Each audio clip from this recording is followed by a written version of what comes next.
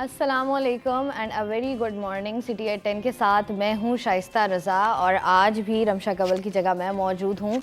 देखा जाए तो आज सेकंड लास्ट डे है न्यू ईयर का, लेकिन हम बात कर रहे हैं बहुत सी खबरों के हवाले से। तो आज जो हमारे पास खबरें मौजूद हैं उनमें सबसे पहले जो खबर है वो है कि लांडी कब्रिस्तान पर कब्जे के खिलाफ डिप्टी कमिश्नर मलीर और दीगर से जो है वो हाई कोर्ट ने जवाब तलब कर लिया है। हम देख रहे हैं कि बहुत बड़ी तादाद है जहाँ पर बहुत बड़ी कब्रिस्तान मौजूद हैं जहाँ पर जो है वो इंक्रोचमेंट की गई है या कब्जा किया गया है।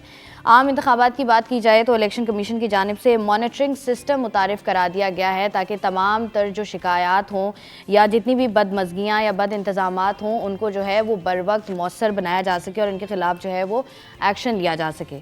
तारीख़ी और कदीम मकामात की बहाली को और महफूज बनाने के लिए एक कमेटी जो है वो भी तश्कील दे दी गई है, क्योंकि हम देखते हैं कि बहुत सारे ऐसे हमारे पास सियाहती मकामात हैं जिनमें इर्द गिर्द अगर देखा जाए तो इंक्रोचमेंट एक बहुत बड़ी तादाद में हुई है, जिसकी वजह से जो है उनकी जो खूबसूरती है वो कहीं ना कहीं मांद पड़ गई है। 2023 में 1 तोला सोना 1,84,000 रुपये से बढ़कर 2,23,000 रुपये पर पहुँच चुका है। सराफा बाज़ार एसोसिएशन सदर का कहना है कि डॉलर महंगा होने से सोने की कीमतों में नुमाया इजाफा हुआ है, जिसकी वजह से कारोबार जो है वो ना होने के बराबर है। हमारे पास ये तमाम तर ख़बरें मौजूद हैं और इन्हीं पर बात करने के लिए मेरे साथ जो है वो मौजूद हैं हमारे सीनियर रिपोर्टर जावेद इकबाल साहब। इसके बाद अगर बात की जाए तो हम देख रहे हैं कि Pakistan versus Australia test series भी जारी है और उसमें जो है वो हम कुछ नुमाया नहीं कर पा रहे हैं। एक मुश्किल पैच चल रहा है पाकिस्तान क्रिकेट टीम पर, उस पर भी बात करेंगे आज के प्रोग्राम में। अस्सलाम वालेकुम जावेद, कैसे हैं आप? जी अल्लाह का शुक्र। मुझे बताइएगा, not very good morning about sports. सबसे पहले स्पोर्ट्स की अगर बात कर लें, मुझे बताइएगा कि सबसे पहले तो ये बताएं कि क्या हो रहा है पाकिस्तान क्रिकेट टीम। देखिए आज सेकंड लास्ट डे और पिछला टेस्ट भी पाकिस्तान ऑस्ट्रेलिया का पर्थ में हुआ 4 दिन में ख़त्म हो गया। इसमें पाकिस्तान को बहुत बुरी शिकस्त हुई 360 रन से।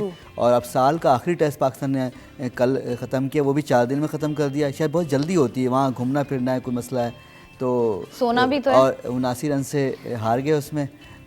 तो यानी साल का आखिरी टेस्ट भी पाकिस्तान हार गया और 42 साल से पाकिस्तान कभी मेलबर्न में कोई मैच नहीं जीता। तो ये अब 42 साल तो हो चुके, अब मज़ीद 3-4 साल का और इंतजार करना पड़ेगा अगर 3-4 साल बाद जीत गया। यानी ये साल भी चला गया, अब 42 साल पूरे हो गए, पाकिस्तान कोई टेस्ट नहीं जीत सका मेलबर्न में। और 1995 से पाकिस्तान ने कोई टेस्ट सीरीज़ नहीं जीती ऑस्ट्रेलिया में। तो बड़ा बुरा मतलब हमने वो रिकॉर्ड जो एशिया कप से जो बुरी कारकर्दगी शुरू हुई थी वो अब ख़त्म नहीं हो रही। एशिया कप में हारे, फिर वर्ल्ड कप में हारे, फिर आपका यहाँ पे पहला टेस्ट हारे, दूसरा टेस्ट भी हार गए। एक टेस्ट अब और है, वो सिडनी में होगा 3 जनवरी से। 3 टेस्ट मैचों की सीरीज ऑस्ट्रेलिया जीत चुका है, 2-0 से जीत चुका है ऑस्ट्रेलिया, बिल्कुल जीत चुका है। अब इसके बाद पाकिस्तान ने ये मुकम्मल करके, यानी नए साल का आगाज़ 3 जनवरी से सिडनी में टेस्ट मैच से होगा। फिर 5 T20 होंगे। न्यूजीलैंड में पाकिस्तान टीम जाएगी, वहाँ पे खेलेगी। और उसके बाद पाकिस्तान ने इंग्लैंड जाना है, हॉलैंड जाना है, आयरलैंड जाना है, वहाँ पे भी T20 और वनडे मैचेस हैं। और इस साल जो अगले साल पाकिस्तान का सबसे बड़ा हदफ है वो है T20 वर्ल्ड कप, जो अमेरिका और वेस्ट इंडीज़ में मुश्तरका तौर पे होना है। तो अच्छा, वो असल जैसे आप बात कर रहे हैं हॉलैंड जाना है, यहाँ जाना है, वहाँ जाना तो बहुत जगह पर है, लेकिन जाके परफॉर्म करना सवाल है ना। जैसे अगर पाकिस्तान वर्सेस ऑस्ट्रेलिया की बात की जाए तो मैं देख रही थी कि इन पर फाइन भी लगा है, ड्रेसिंग रूम पर सोने पर कोई $500 का फाइन लगा है। लगा नहीं है, लगेगा। उसके बाद वार्निंग दे दी है पाकिस्तान क्रिकेट बोर्ड के नए डायरेक्टर चूँकि आए हैं, मोहम्मद हफीज़ फॉर्मर कैप्टन है, उन्होंने बिल्कुल साफ कह दिया कि उनसे कल भी ये सवाल हुआ मेलबर्न में, साफियों ने किया कि आपने ऐसी बात कही कि ड्रेसिंग रूम में सोना मना है। तो क्या ऑफिशियल ड्यूटी के दौरान आपको सोना लाजमी नहीं है? किसने कहा आपको सोना चाहिए? और जब आप ड्यूटी पर हैं, जब खेल रहे हैं, आप मैच ऑन है, तो आपको कैसे अच्छा लगेगा आप ड्रेसिंग रूम में सो रहे हैं? आप, उन्होंने सही कहा हफीज़ ने कि आप होटल में ही सही से सोकर जल्दी सोएं, सुबह जल्दी उठें, नींद अपनी पूरी करें और बिल्कुल तंदुरुस्त और ये यानी 4 दिन में टेस्ट खत्म करें, बिल्कुल चाकू चौबंद होकर आप आए मैच में। जावेद साहब, ये भी हम देखते हैं ना कि जैसे आपने बात की कि ये सिलसिला शुरू हुआ एशिया कप से, और एशिया कप से लेकर अब तक की अगर बात की जाए तो हमारी परफॉर्मेंस ऊपर जाने के बजाय जो है ना वो नीचे आती जा रही है। क्या समझते हैं, मतलब तनकीद बहुत ज़्यादा हुई है, उसकी वजह से कहीं ना कहीं आप स्ट्रेस आउट हो जाते हो, ये वजह है या परफॉर्मेंस क्यों सही नहीं हो पा रही है? देखिए, जब आप बिल्कुल आसान कैच छोड़ेंगे, अब्दुल्ला शफीक ने आसान कैच छोड़ा, उसकी वजह पाकिस्तान मैच में 16 रन पे 4 आउट थे ऑस्ट्रेलिया की दूसरी इनिंग में, और उसको आप कंटेन नहीं कर सके। जब हुआ था कि आपको कैच पकड़ना था, वो आपने स्लिप में इजी कैच छोड़ दिया। 2 कैच उन्होंने इस टेस्ट मैच में छोड़े। तो कैच अगर आप छोड़ेंगे और तो बार बार आपको बड़ा खिलाड़ी चांस नहीं देगा, उसको बड़े खिलाड़ी को एक चांस मिलना वही काफ़ी होता है। मिचेल मार्श ने फिर बड़ी इनिंग खेली और पाकिस्तान को जो है उसमें शिकस्त हुई। 317 रन का टारगेट था, पाकिस्तान 237 रन पे आउट हो गई दूसरी इनिंग में। तो आपने मैच जीतना है, अब आप ये बोले नहीं हम करीब हार के आ गए, हमारी बॉलिंग अच्छी थी, अब क्या कर रहे हैं फिर बैट्समैन। आखिरी 5 विकेटें सिर्फ 18 रन पे गिरी पाकिस्तान की इस दूसरे टेस्ट की चौथी इनिंग में। तो आपको जब जीतने जाएँ तो जीतना चाहिए, प्रेशर किस बात का, इतना कम है स्कोर भी आप हासिल नहीं कर पा रहे भाई। 400 450 500 रन नहीं था चौथी इनिंग में, 317 रन था। और आपने अगर कुछ करना है तो बड़ी टीम को हराने के लिए अच्छा खेलना पड़ेगा, वो खेल नहीं पा रहे। और अब देखते हैं कि शायद ऐसा लगता है कुछ खिलाड़ी खेलना नहीं चाह रहे कि अच्छा। अगर ऐसा भी होता है, ग्रुपिंग हो रही है टीम में, काफ़ी नज़र आई पिछले दिनों में, तो दस्तबरदारी का ऐलान किया गया। तो क्योंकि ये हम सबको मालूम है कि ऑस्ट्रेलिया की सीरीज़ हमेशा से मुश्किल रही है, टफ चैलेंज रही है। तो अगर कैप्टन कामयाब हो गया तो दूसरे फील करेंगे हम नाकाम हो गए, क्योंकि नया कैप्टन आया है शान मसूद। तो ये भी एक मसला है कि कुछ कभी कभी ऐसा भी होता है कि कामयाब नहीं कराना हमने। हाँ, मतलब हमने देखा कि अभी जैसे जैसे जो है वो परफॉर्मेंस जो है वो ख़राब होती जा रही है, उसी उस तरीके से जो है ना बहुत सारी कंट्रोवर्सी सामने आती जा रही है। कभी कोई इस्तीफ़ा सामने आ जाता है, लेकिन चूँकि पाकिस्तानी जितने भी हैं वो हमारा वैसे तो नेशनल गेम हॉकी है, लेकिन हम बड़े कनेक्टेड रहते हैं क्रिकेट से। क्रिकेट में हम जीत जाते हैं तो हमें बड़ी खुशी होती है, हमारे लिए ईद का समा होता है, और जब हम हार जाते हैं तो हमारी सूरत को ख़ास अच्छी नहीं होती है। अगर हम अगली खबर पर बढ़े हैं, क्योंकि क्रिकेट के मैदान में तो हम वैसी कामयाबी हासिल नहीं कर पा रहे हैं, जो हमारे पास वो मैदान मौजूद हैं जावेद साहब जहां पर जिनको मुख्तस किया गया था कि ये कब्रिस्तानों की जगह है। वैसे हम देखते हैं कि कराची बहुत ज़्यादा क्राउडेड है, आबादी बहुत ज़्यादा हो गई है, लेकिन एक तो कब्रिस्तानों की जगह जो है वो उस तरीके से नहीं दी जा रही है या उस तरीके से बढ़ नहीं रही है। जो कब्रिस्तान ऑलरेडी मौजूद हैं हम देखते हैं, एक तो वो बहुत ज़्यादा ओवर क्राउडेड है, लेकिन उनके इर्द गिर्द भी या उसके अंदर भी जो गैर कानूनी तामीरात की जाती हैं, कभी कोई बिल्डिंग बन जाती है, कभी कोई सोसाइटी बन जाती है। मुझे बताइएगा जावेद साहब, कौन देख रहा है कराची में इन सारे इंतजाम? मसला ये शहर जिस तरह से बढ़ रहा है ना, बड़े बेहंगम अंदाज से फैल रहा है, तो कोई ऑर्गेनाइज तरह से मुनज़्ज़म अंदाज में इसमें कुछ नहीं हो पा रहा। एक मास्टर प्लान था, अगर आप कराची में देखिए, मुझे सबसे अच्छे इलाके कोई लगते हैं ना कराची के, तो north Nazimabad, federal area, north Karachi, और नॉर्थ कराची आपके सुरजानी तक जो इतनी चौड़ी सड़कें हैं, 320 फीट चौड़ी सड़कें, वहाँ सर्विस रोड हैं, वहाँ कोई, और पहले तो ऐसे इलाके होते थे जहाँ आपकी मेन गली है तो उसके पीछे कचरे वाली गली अलग होती थी। ये बड़ी अच्छी प्लानिंग करते थे पुराने लोग।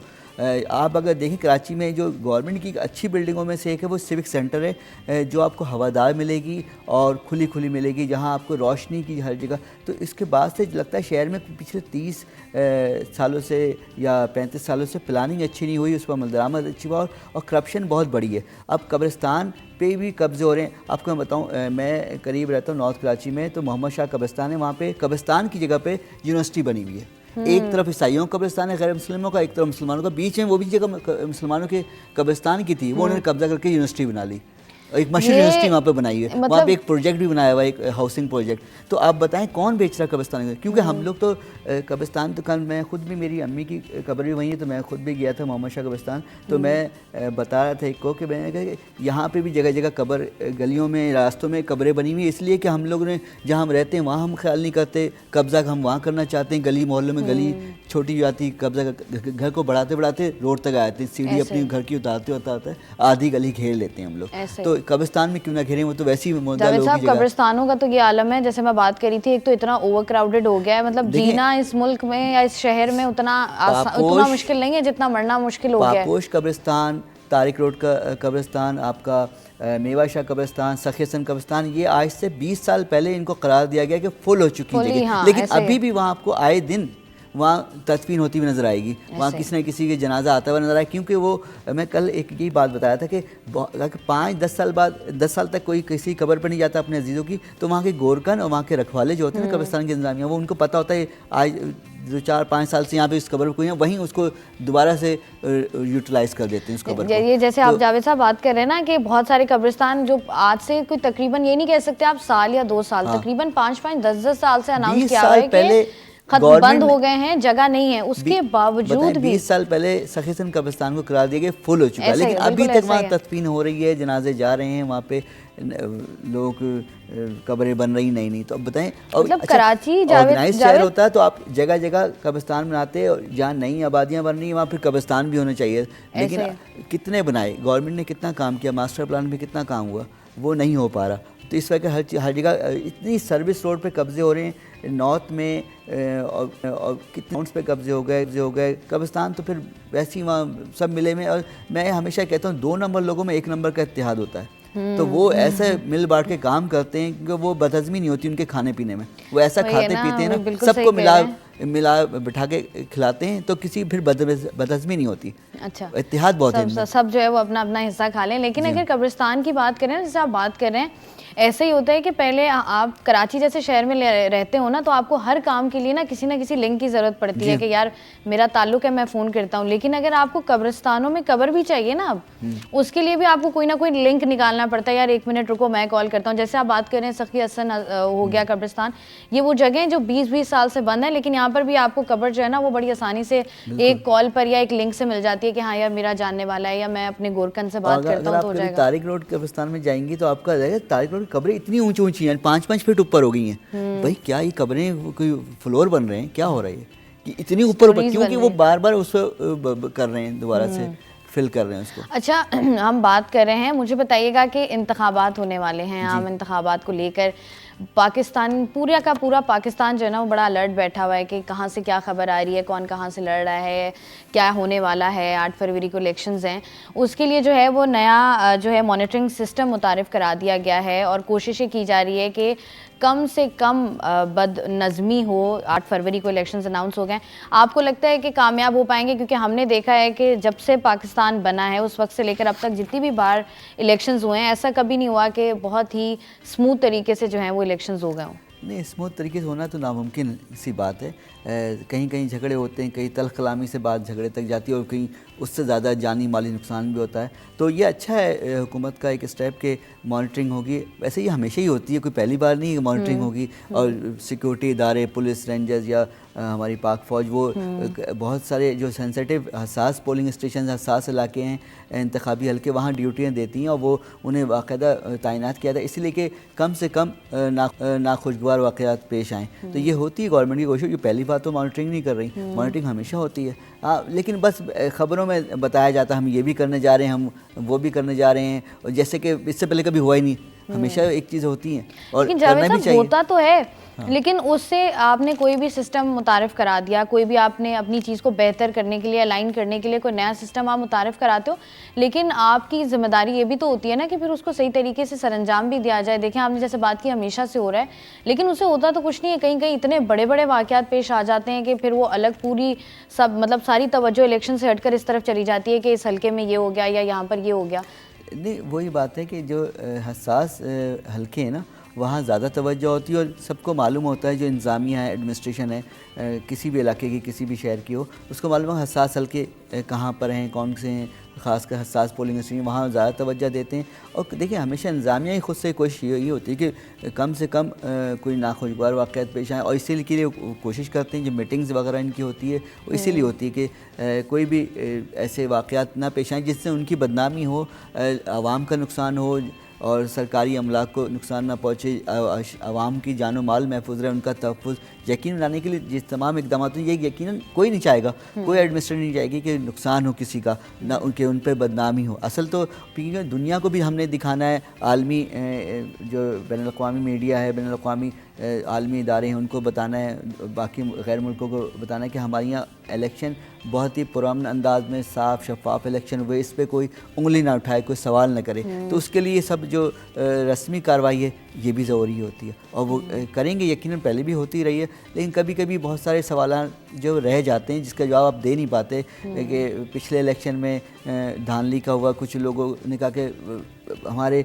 1200 को वोट के फ़र्क से हार गए, लेकिन 2000 वोट वहाँ रिजेक्ट करा दिए गए। तो कभी कभी ऐसा भी होता है कि जो हारा हुआ वो ज़्यादा फिर तनकीद भी करता है, उसकी तनकीद को सुनना चाहिए, एड्रेस करना चाहिए, ताकि अच्छा शिकायत जावेद साहब, बाकी। नहीं है जैसे हमने हमेशा देखा है जब भी इंतखाबात हुए हैं, एक ये तो कहना कि एक पढ़ी लिखी बात है कि एक पार्टी हारेगी दूसरी पार्टी जीतेगी। आप कभी भी मुकाबला करते हो, एक बंदा जीतता है दूसरा बंदा हारता है, लेकिन जो हारता है उससे बर्दाश्त नहीं हो पाती हार। कोई भी देख लें, किसी हल्के में अगर एक पार्टी जीत जाएगी, एक पार्टी का नुमाइंदा जीत जाएगा, तो हारा हुआ वहाँ पर तनकीद करेगा। वही है कि स्पोर्ट्समैन स्पिरिट हमारी इतना है ही नहीं, खासकर हम बर सग़ीर में रहने वालों में।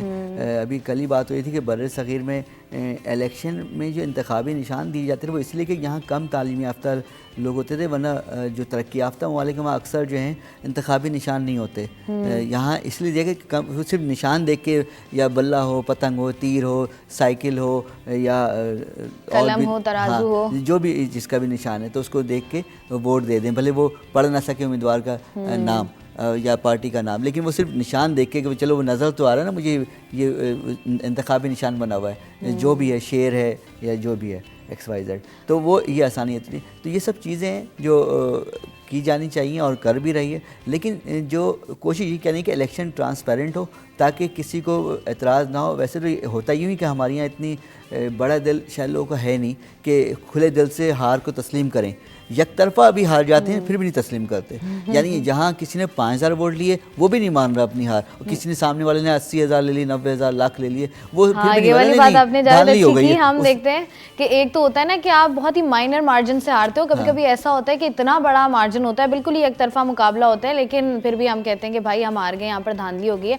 लेकिन अच्छी बात ये है कि आवाम की जो भी शिकायत है उनके लिए जो है वो ईमेल एड्रेसेस भी जारी कर दिए गए हैं और नंबर्स भी जो है वो दे दिए गए हैं कि किसी भी हल्के में कहीं पर भी ज़िले लेवल पर भी अगर कहीं पर कोई भी बद इंतज़ामी होती है, कोई प्रॉब्लम क्रिएट होती है, तो आप लोग जो है वो अपनी शिकायत उन नंबर्स पर, उन ईमेल्स पर जो है वो दर्ज करा सकते हैं, उनको बता सकते हैं। प्रोग्राम का सिलसिला जारी है, यहाँ वक्त हुआ एक ब्रेक का।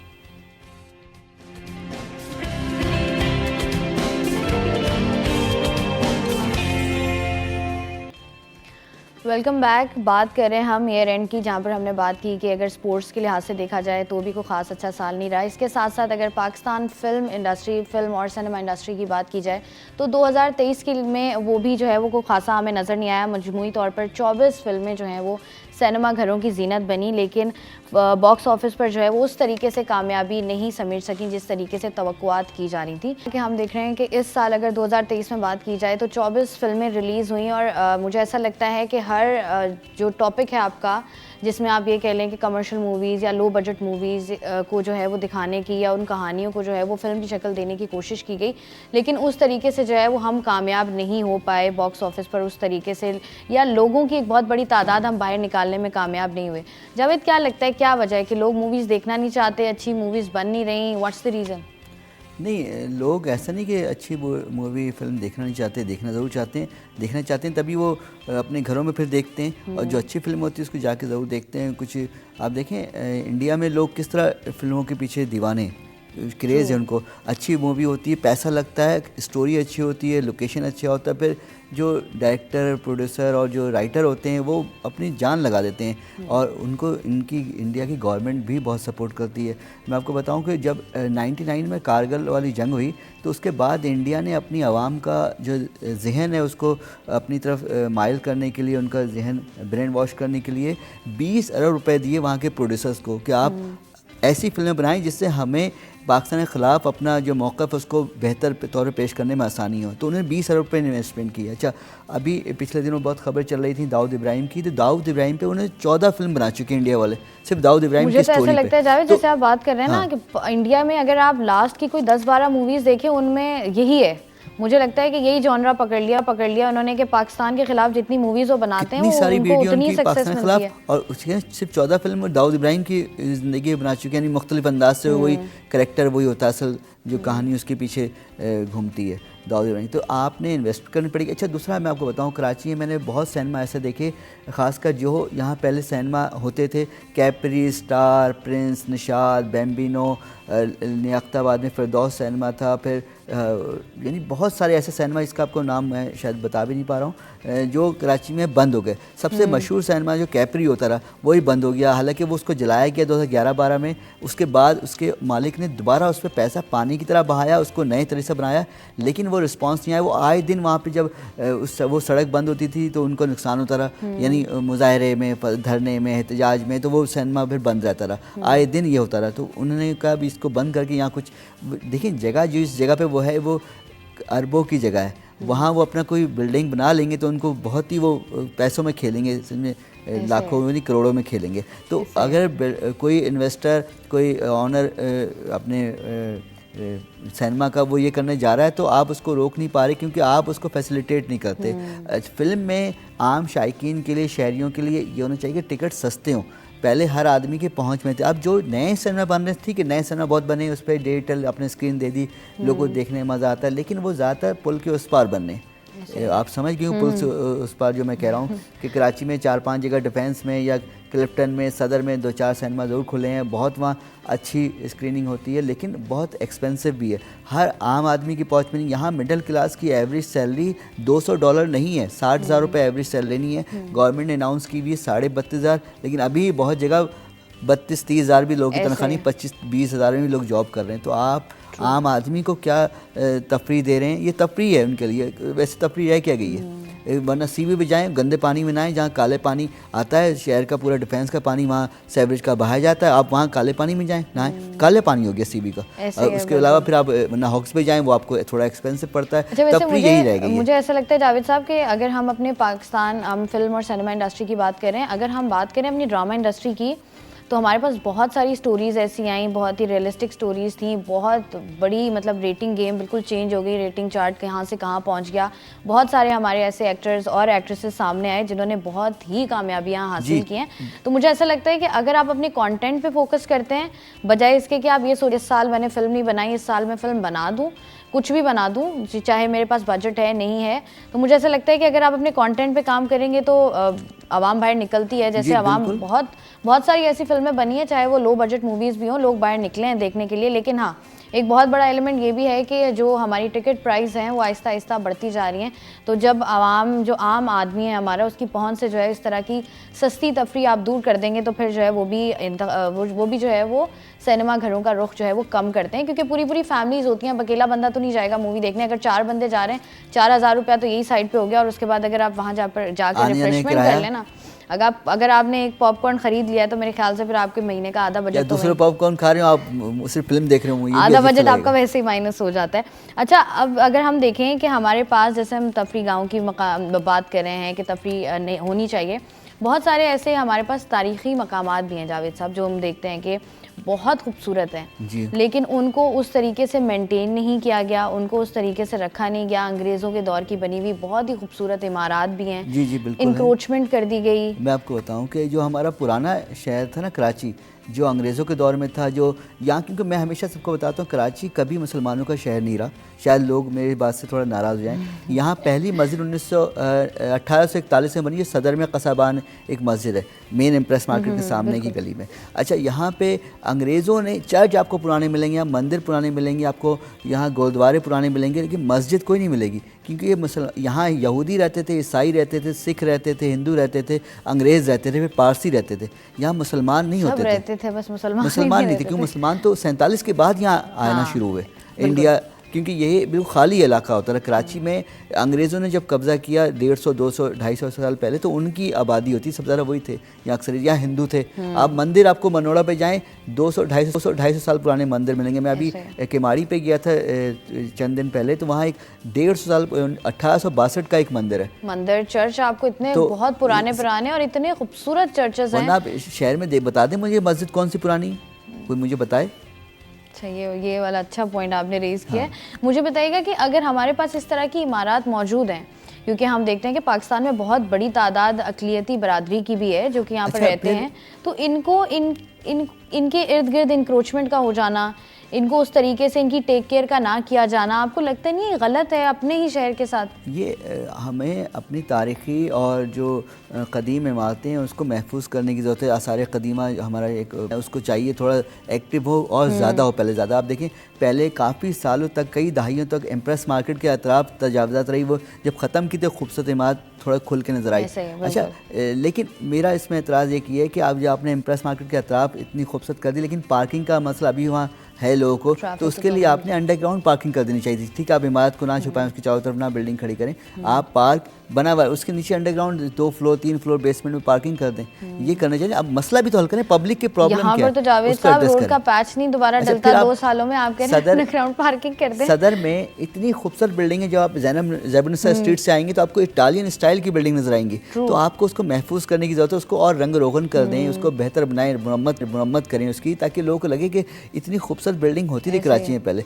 ये कराची का दिल था और यहाँ सड़कें धुलती भी थी पहले, ट्राम भी चलती थी सदर में, सदर से बंदरगाह यानी टावर तक, तो ये बहुत अच्छे इलाके होते थे कराची, पुराना कराची जो था। लेकिन हमने उसको तबाह बर्बाद कर दिया। हमने सदर जो सबसे अच्छा होना चाहिए हमारा डाउनटाउन, वो उतना ही बुरा, उतना ही कचरे में लदा हुआ होता है, गंदगी से। जैसे हम बाहर जाएं और डाउनटाउन देखें तो बड़ा इम्प्रेस होते हैं कि अच्छा यार, और स्पेशली हम लोग जाते हैं कि यार यहाँ पर डाउनटाउन चलते हैं। बिल्कुल, अगर कराची के डाउनटाउन की बात की जाए तो वहाँ पर तो अगर आप चले गए तो फिर तो आप आना बड़ा मुश्किल हो जाएगा, आप डाउन ही होते रहेंगे।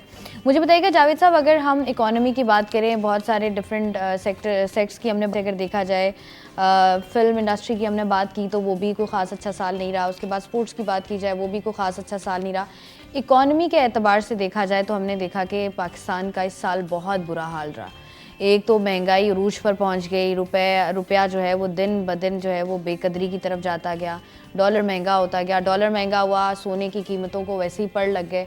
मतलब पहले हम लोग देखते थे शादी ब्याहों में या ख़वातीन का बड़ा शौक होता था कि भाई सोना ख़रीदना है सोना। अब तो मुझे लगता है कि मैंने किसी शादी पे कोई सोने के सेट, वो जैसे पहले होते थे ना प्रॉपर सेट्स लगते थे 12 सेट्स, उस तरह का तो कल्चर मुझे बिल्कुल ख़त्म होता हुआ नजर आया। 2 लाख रुपए फ़ी तोला अगर आपको सोना मिलेगा, 2 लाख तो है बाकी, लेकिन मुझे लगता है कि वैसे बहुत कम हो गया इस्तेमाल, ख़वातीन ने सोने का इस्तेमाल बहुत कम कर दिया। वैसे वो ओरिजिनल तौर पे ज़्यादा सोती हैं सोना और पहनना कम कर दिया, लेकिन सोना उनका बरकरार है। सोना उन्होंने बढ़ा दिया, उन्होंने कहा ये सस्ता है। जिस तरह से सोना महंगा हो रहा लग रहा है आज से 5-10 साल बाद, शायद 5 साल बाद ही, अभी 2 लाख का है 10 ग्राम सोना या 1 तोला सोना, 2 लाख से ज़्यादा का है, तो यानी 5 लाख का हो जाएगा। 2-4-5 साल ही मुश्किल से लेंगे। जब मेरे बच्चे की अगर शादी हो रही होगी तो लगता है उसमें ज़रूर ये 5-10 लाख का 1 तोला सोना हो रहा होगा। फिर हम कहेंगे यार हमारे ज़माने में 2 लाख का होता रहा, वो लोग जिक्र करते हैं ना। मतलब ये आपने बात बिल्कुल सही की। पता है आपको, मैं अभी अक्सर बैठी हूँ ना घर पर, तो अम्मी मुझे कहती हैं कि हमारे दौर में तो हम लोग जो है वो महीने के आखिर में जो पैसे बचते थे उसका जाके कुछ सोने की बालियां खरीद के ले आते थे। तो हम बड़े हैरान होते हैं कि अच्छा, मतलब इतने आपके पास पैसे बच जाते थे कि आप खर्चे में से भी निकाल के आप सोने की बालियां खरीद के ले आती थी। और अब आप अगर बात करें इकोनॉमी के एतबार से देखें तो जावेद साहब क्या लगता है कि किस तरीके से आप इस पूरे साल को वाइंड अप करेंगे? देखिए, बहुत ही मुश्किल साल गुजरा। पाकिस्तान का मुआशी सूरत हाल बहुत ही ख़राब रही और साल के आखिर में आके थोड़ी सी बेहतरी, क्योंकि डॉलर जो 320-25 तक से 30 तक भी चला गया था, उसको पीछे लाने में थोड़ा सा कामयाब हुई। लेकिन जितनी गवर्नमेंट दावे कर रही थी 1.5 साल में, यानी जो 16 माह की हुकूमत थी, बुरी हुकूमत जो PDM की गवर्नमेंट थी, वो इतना कर नहीं पाई। जितनी बात हो रही थी कि सागदार आएंगे, डॉलर को पीछे ले जाएंगे, जब वो आ रहे थे डॉलर 180 का था और उनके जाने पर डॉलर 250 तक पहुंचा, यानी 30-40 रुपये पीछे ले आए। जब 330 का हो तो 380 तक ले आए। लेकिन अभी भी आपको डॉलर आप ख़रीद नहीं सकते पाकिस्तान में। और मैं जब ऑस्ट्रेलिया जाया था 1.5 साल पहले, तो मुझे डॉलर ख़रीद नहीं पाया मैं। हालांकि वो एक फरमाइश है, सारे करेंसी एक्सचेंज डीलर ये कहते हैं कि आपके पास वीज़ा होना चाहिए बाहर का, आपके पास टिकट होनी चाहिए, आपके पास पासपोर्ट होना चाहिए, सब वैलिड था। लेकिन फिर भी वो डॉलर देने को तैयार, जो दे रहा था वो बहुत ही महंगा दे था। आम जो इंटर बैंक का रेट था उससे कोई 20 से 25 रुपये ज़्यादा दे रहे थे। बहुत मुश्किल होता है डॉलर को हासिल करना।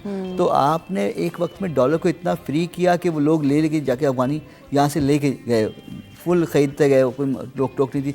और जब रोक टोक की तो ऐसा कि जो जिनको ख़रीदना भी, जिनका जेन्युइन मसला है, उनको भी ख़रीदारी बहुत मुश्किल हो गई।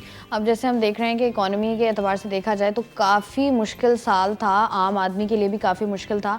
अगर हम अब बात करें PDM की, जैसे आपने बात की, उसके बाद अगर निगरान सेटअप की बात की जाए तो काफ़ी ऐसी जगह हैं जहाँ पर जो है वो आवाम को थोड़ा सा रिलीफ मिलता हुआ है।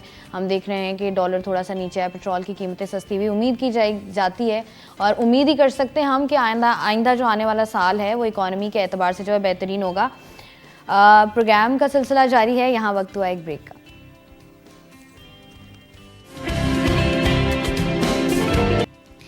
Welcome back. हम लोग बात कर रहे हैं पाकिस्तान की सियासत के हवाले से। अगर देखा जाए तो पाकिस्तान में हमने देखा कि हमें साबिक वज़ीर आज़म शहबाज शरीफ साहब कराची में नज़र आए, कराची में मौजूद हैं और MQM के साथ जो है वो उनका इत्तेहाद हुआ है और उन्होंने मिल बैठ कर जो है वो मिलकर कराची की बेहतरी के लिए काम करने का जो है वो फ़ैसला किया है। और इसी पर बात करने के लिए हमारे साथ जो हैं वो शुएब मुख्तार साहब मौजूद हैं। आइए इनसे बात करते हैं। अस्सलाम वालेकुम।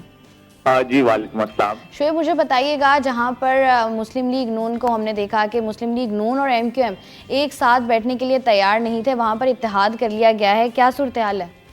जी बिल्कुल, गुज़िश्ता दिनों जो है MQM के वक्त की मियां नवाज शरीफ साहब से एक मुलाकात हुई थी अहम तरीन, जिसमें ये फैसला किया गया था कि दोनों जमातें जो है आम इंतखाबात एक साथ लड़ेंगी, सीट एडजस्टमेंट भी की जाएगी। इसी सिलसिले में काफी दिनों से जो है बातचीत की जा रही थी, दोनों जमातों के राब्ते भी बढ़ते जा रहे थे। ताहम गुज़िश्ता रोज जो है साबिक वजीर आजम मियां शहबाज शरीफ की सरबराही में एक वक्त जो है MQM के मरकज बहादराबाद पहुंचा था। इस वक्त में जो है सरदार अयाज सादिक भी शामिल थे, मरियम औरंगजेब भी थी, ख्वाजा साद रफीक भी थे और काफी देर तक जो है इस वक्त की MQM के रहनुमाओं से, कन्वीनर MQM से मुलाकात जो है जारी रही। ताहम इस मुलाकात में एक अहम फैसला ये होना था NA 242 की निशिस्त का।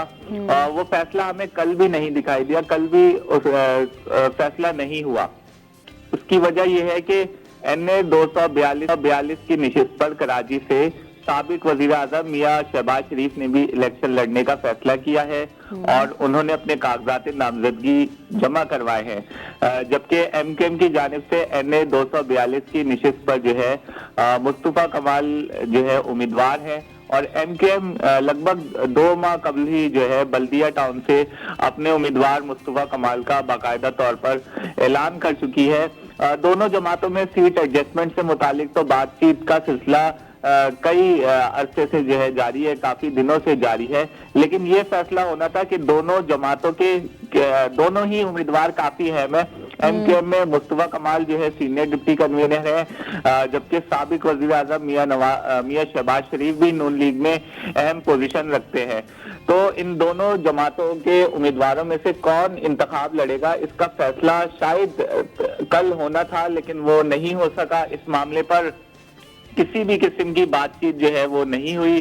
ताहम अब ये तय पाया है कल की मुलाकात में, क्योंकि कागजात नामजदगी की जांच पड़ताल का सिलसिला जो है कराची में 6 रोज से जारी है। आज जो है उम्मीदवारों के कागजात नामजदगी की जांच पड़ताल मुकम्मल कर ली जाएगी। अच्छा शुएब, ये भी बताइएगा, जैसे आपने बात की कि अभी तक जो है वो इत्तफाक नहीं हो पाया है, वहाँ पर अगर बात की जाए मुस्तफ़ा कमाल साहब की तो उन्होंने भी अपने कागजात नामजदगी जमा करा दिए। यहाँ से साबिक वज़ीर आज़म हैं शहबाज शरीफ साहब, दोनों ही बहुत स्ट्रॉन्ग कैंडिडेट्स हैं। क्या देखते हैं आप कि अगर ऐसा होता है तो कौन सीट निकालने में कामयाब हो जाएगा या इत्तफाक हो जाएगा? देखें, मुस्लिम लीग नून की अगर बात की जाए तो माजी में मुस्लिम लीग नून का काफी होल्ड रहा है बल्दिया टाउन में और मुस्लिम लीग नून कई अरसा जो है वहां से कामयाब हुई। जबकि अगर MQM की तैयारियों की बात की जाए तो हमने देखा कि गुज़िश्ता कई माह से MQM जो है अपनी इंतखाबी मुहिम में मसरूफ है, जबकि MQM ने कराची के हर टाउन में तंजीमी ढांचे को मुनज़्ज़म करने के लिए जो है मुख्तलिफ अवामी इज्तिमा का इनेकाद कर रही है, जलसे कर रही है। तो MQM काफी जो है मजबूत दिखाई देती है। दूसरी जानिब उस हल्के से MQM की मजीद मजबूत होने की भी वजह यह है कि MQM जो है 2 धड़ों में तकसीम थी अगर 2018 के इंतखाबात में देखा जाए, लेकिन MQM PSP के इंतजाम के बाद जो है मजबूत काफी हमें दिखाई देती है। तो मुस्तफा कमाल भी स्ट्रॉन्ग कैंडिडेट हैं, वो भी सीट वहां से निकाल सकते हैं, दोनों बराबरी के कैंडिडेट हैं। ठीक है शुएब, बहुत बहुत शुक्रिया आपका। हम देख रहे हैं कि सियासी मैदान जा चुका है, यहाँ पर देखा जाए तो हर तरफ ही एक तो कागजात भी जमा हो रहे हैं, फिर कहीं यहाँ पर हम देख रहे हैं मुस्तरद हो रहे हैं। 242 हमने देखा है कि हमेशा से मुस्लिम लीग नून का गढ़ रहा है। आपको क्या लगता है कि अगर मुस्तफ़ा कमाल साहब भी खड़े होते हैं और शहबाज शरीफ साहब भी खड़े होते हैं, इत्तेफाक हो जाएगा, सीट एडजस्टमेंट हो जाएगी, या कोई एक बंदा है जो आपको लगता है कि सीट निकालने में कामयाब होगा? यहाँ पे पिछले जो आखिरी एमएनए गुजरे हैं वो कादिर मंदू खेल ने पीपल्स पार्टी की जानिब से उन्होंने ये सीट जीती थी। उससे पहले फैसल वावडा थे, उन्होंने 2018 के इलेक्शन में हराया था शहबाज शरीफ को कोई चंद सौ वोट से, यानी 500-600 वोट का फ़र्क था। अच्छा, उससे पहले ये सीट सलमान मुजाहिद बलोच एमकेएम के पास थी, और एमकेएम 1988 में देखें तो मसूद हसन काज़मी है पीपल्स पार्टी के, उनके पास थी। फिर इरफान खान थे एमकेएम के 90 में, उसके पास आई। फिर कैप्टन हलीम सिद्दीकी, मोहम्मद शफी, इस तरह कभी पीपल्स पार्टी, कभी नून लीग, कभी एमकेएम, ये 3 सीटों के दरमियान पीटीआई ने 2018 में जीती। लेकिन पीटीआई के जब उन्होंने दोबारा रिकाउंटिंग के लिए कहा गया शहबाज शरीफ ने गवर्नमेंट से, पीटीआई गवर्नमेंट से, कि इतने कम वोटों का फ़र्क है, मुझे लगता है मैं ही जीता हूँ, तो रिकाउंटिंग हुई नहीं। तो देखिए यहाँ पीटीआई, लेकिन जब ज़मनी इलेक्शन हुए थे तो पीटीआई हार गई थी। यानी 4 पार्टियां हैं इसमें जो मेन है। एमकेएम 2018 में क्योंकि पीएसपी और एमकेएम अलग अलग लड़ी थी तो वोट डिवाइड हुआ था, इसलिए मुस्तफ़ा कमाल को ऐसा लगता है कि अब हम जब मिलकर लड़ेंगे तो हम दोबारा से अपना वोट बैंक जो रिवाइव कर लेंगे और जीतेंगे। तो मेरी नज़र में 4 पार्टियाँ हैं, पीपल्स पार्टी को आप नज़रअंदाज नहीं कर सकते। हाँ, पीटीआई पीछे रह गई है क्योंकि चौथे नंबर पर आई थी ज़मनी इलेक्शन में, तो और शहबाज शरीफ का वोट है, लेकिन वोट उनका वही है कि पीटीआई और उनमें मुकाबला है, लेकिन वोट डिवाइड होकर कुछ पीपल्स पार्टी की तरफ भी गया है। तो मुझे 4 पार्टियां, चारों में लग रहा है 4 पार्टीज़ हैं। 2 पर जो है वो हमने देखा कि सियासी सरगर्मियों का आगाज़ जो है वैसे ही हो चुका है। शहबाज शरीफ साहब हमें कराची में नज़र आए, बड़े एक्टिव नज़र आए, तमाम पार्टीज़ ही एक्टिव नज़र आ रही हैं, और जैसे कि हमने बात की, कोशिश की कि डिस्कस किया जा सके उन तमाम मसाइल को जो हमने देखा, जो जिस सेक्टर में हमें जो मसाइल फेस करने पड़े, कि हमारे लिए कौन सा सेक्टर जो है हमने देखा जहाँ पर हमें इस साल जो है वो थोड़ा सा बेनिफिट हुआ या कहाँ पर हमने लॉस किया। उम्मीद हम यही करते हैं जावेद साहब, पहले तो आपका बहुत बहुत शुक्रिया। उम्मीद हम यही करते हैं कि आइंदा आने वाला साल, चाहे वो स्पोर्ट्स की बात हो, फिल्म्स की बात हो, इकॉनमी की बात हो, तमाम तर मसाइल जितने भी पाकिस्तान में थे उनका जो है वो अच्छा हो, उनका हल निकले, और 2024 जो है वो आने वाले दिनों में जो है वो पाकिस्तान के लिए बहुत ही अच्छा और मुस्बत साबित हो। बहुत बहुत शुक्रिया जावेद इकबाल साहब हमारे साथ मौजूद थे। प्रोग्राम का सिलसिला जारी है, यहाँ वक्त हुआ है एक ब्रेक का।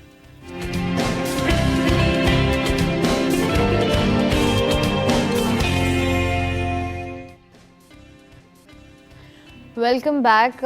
हम लोग जो हैं वो बात कर रहे थे सियासत के हवाले से, मसाइल के हवाले से। तो जहाँ पर मसाइल की बात की जाए उसके बाद कुछ अच्छी बातें करना भी बड़ा ज़रूरी होता है, क्योंकि हम देखते हैं कि पाकिस्तान में जहाँ मसाइल हैं वहाँ पर एक बहुत बड़ी तादाद उन लोगों की भी है जो कि हमें बहुत ज़्यादा आर्टिस्टिक नज़र आते हैं। और आजकल अगर बात की जाए तो बड़ा ट्रेंड भी है आर्टिस्टिक होने का, एस्थेटिक होने का। मेरे हाथ में जो आपको ये खूबसूरत सा बैग नज़र आ रहा है, हम लोग देख रहे हैं, बड़ा ट्रेंडी भी है, आजकल चलता भी है। मेरे साथ इस वक्त बात करने के लिए मौजूद हैं स्टूडियो में इकबाल खान साहब, जो कि ट्रक आर्ट करते हैं, एक आर्टिस्ट हैं। और ये जो खूबसूरत चीज़ें आपको नज़र आ रही होंगी, मेरे हाथ में जो सबसे पहले आपको हैंडबैग नज़र आ रहा है, इसके ऊपर जितनी भी आपको मीनाकारियाँ होती हुई नज़र आएंगी, ये सब कुछ इन्होंने खुद किया है। क्या करते हैं, किस तरीके से करते हैं, कितना टाइम लगता है, ये सब कुछ जानेंगे इकबाल साहब से। अस्सलाम वालेकुम। वालेकुम अस्सलाम। कैसे हैं आप?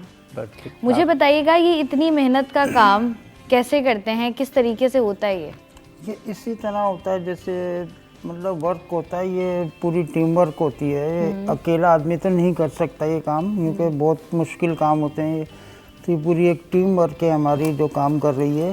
तो उसी बिना पे हम लोग ये सारी प्रोडक्ट वगैरह तैयार करते हैं, हैंडमेड भी करते हैं। हैंडमेड ज़्यादा मैं खुद करता हूँ, जो मेन चीज़ें होती हैं, बाकी और शागिर्द वगैरह स्टूडेंट वो काम करते रहते हैं काफ़ी। मुझे बताएं, आपको ये आपने कब से करना स्टार्ट किया और शौक़ कैसे पैदा हुआ?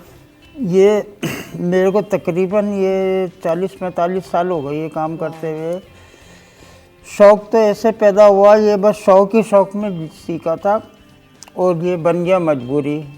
अच्छा। ये मैं पहले स्प्रे पेंटर का काम करता था, तो वो देखता था मैं, ये पेंटर लोग ना ट्रकों पे काम करते थे आर्टिस्ट, तो वो उनको देख के मेरे को बड़ा वो था, मैंने बोला मैं भी सीखूँगा ये बस। फिर वो स्प्रे का काम छोड़ के मैंने फिर ये आर्ट वर्क सीखा। ठीक है। तो तकरीबन काफ़ी अर्सा हो गया मेरे को, 40 साल कमो बेश मेरे को ये अपना काम करते हुए हो गया ये 40 साल। जी। मतलब शौक में आपने शौक में सीखा? फिर ये पेट की मजबूरी बन गया ये, अब लाजमी और कोई काम आता नहीं तो करना पड़ा ये। अच्छा मुझे बताएं इसके अलावा क्या क्या करते हैं, जो जितनी भी चीज़ें डिस्प्ले में पड़ी हुई हैं मुझे इनको ज़रा एक्सप्लेन करके बताएं कि क्या क्या है जो आप लोग खुद करते हैं और कौन कौन सी ऐसी चीज़ें हैं जो कि आप नहीं करते। ये सारी चीज़ें तकरीबन ये हमारा ये वर्क है, और हमारे पास तकरीबन नहीं तो 300-400 प्रोडक्ट होती हैं, मुख्तलिफ सी वैरायटी।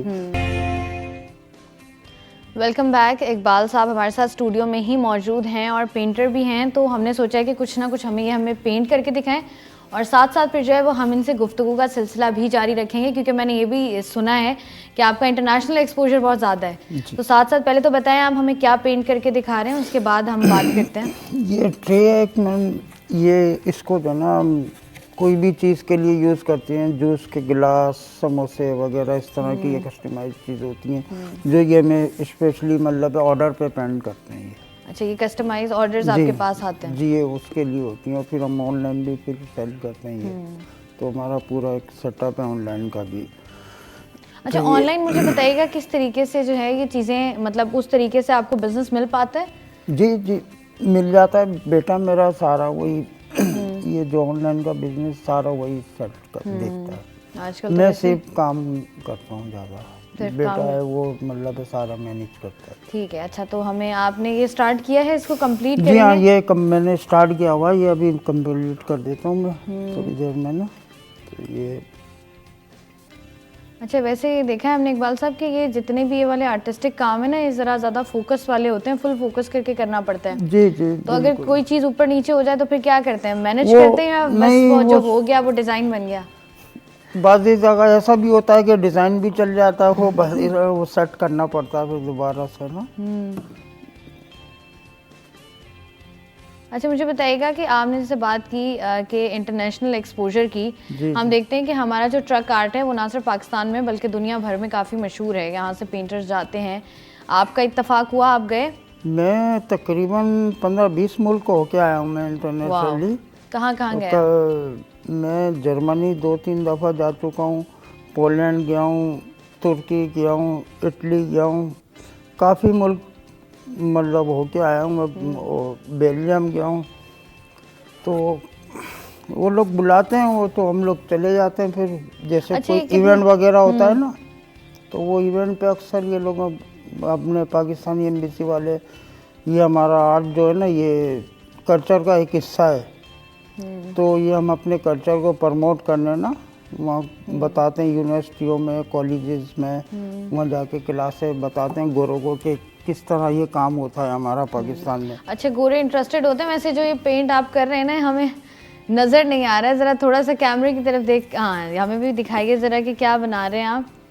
काफ़ी ये आपने अभी जो पिंक कलर लिया जी, है ये इससे आप पिंक अभी में। इनको डिज़ाइन, अच्छा ये दो आपने अभी अभी किए हैं। जी ठीक है, मुझे बताइएगा साथ साथ बनाते हुए ज़रा कैमरे पर भी नज़र आता रहेंगे और हमसे भी बात करते रहें। जी जी बिल्कुल बिल्कुल। ज़रा थोड़े मल्टीटास्कर से हो जाए। मुझे बताइएगा कि आप गोरों को जाके क्या बताते हैं कि ये ट्रक आर्ट कैसे होता है? जी, उनको बेसिक इनकी समझाते हैं हम, वहाँ के बच्चे होते हैं, पूरी हमारी क्लास होती हैं वहाँ पे ना बच्चों की स्पेशली, तो वो सारा कुछ हम उनको बताते हैं कि ये ट्रक आर्ट की किस तरह ये शुरू हुआ, क्या पूरी उसकी एक थ्योरी जो है, काम करने का अंदाज, और फिर कहाँ से शुरू हुआ, कैसे शुरू हुआ और किस तरह होता है ये, तो ये हर चीज़ उनको मतलब बताते हैं। फिर वो तर्जुमान होते हैं हमारे साथ वहाँ, वो फिर अपनी लैंग्वेज में, यूँ के हर मुल्क अच्छा की तो इकबाल लैंग्वेज। साहब ये बड़ा इंटरेस्ट लेते हैं वो लोग? उनको बहुत अच्छा मुझे ज़्यादा। बताएं ट्रक आर्ट में क्या इंटरेस्ट है उनको? आपने ये 20 मुल्क घूमे हैं। कलरफुल है, सबसे मेन चीज़ है ना, ये कलरफुल है, वो ये बंदे को अपनी तरफ खींचते हैं। तो ये गोरे बड़ा इम्प्रेस होते हैं इससे। मैं वहाँ काम करता था ना, तो ये समझ लें कि सारा दिन हो जाता था, वो लोग काम छोड़ के ये देखते थे ये किस तरह कर रहे हैं। जैसे हमने दीवारें बल्लैंड पे खड़ी करके एक कार पेंट की थी, तो मैंने कई लोगों को देखा, वो सारा दिन हमारे पास मतलब हम 4-5 बजे तक काम करते थे, तो वो बैठे ही रहते थे, सिर्फ देखते थे ये कैसे कर रहे हैं। तो अच्छा मुझे बताएं नॉर्मल आर्ट की अगर बात की जाए, पेंट की बात की जाए और ट्रक आर्ट की बात की जाए, इनमें फ़र्क क्या है बुनियादी? जैसे आपने कहा ना इसकी पूरी थ्योरी है, जी जी हमें भी बिल्कुल। समझाइए थोड़ी सी। ये देखें फाइन आर्ट और दूसरे आर्टों से बिल्कुल ये एक तो काम डिफरेंट है। बिल्कुल डिफरेंट है, पूरी दुनिया में कहीं नहीं होता जो ये हमारे पाकिस्तान की पहचान है ये।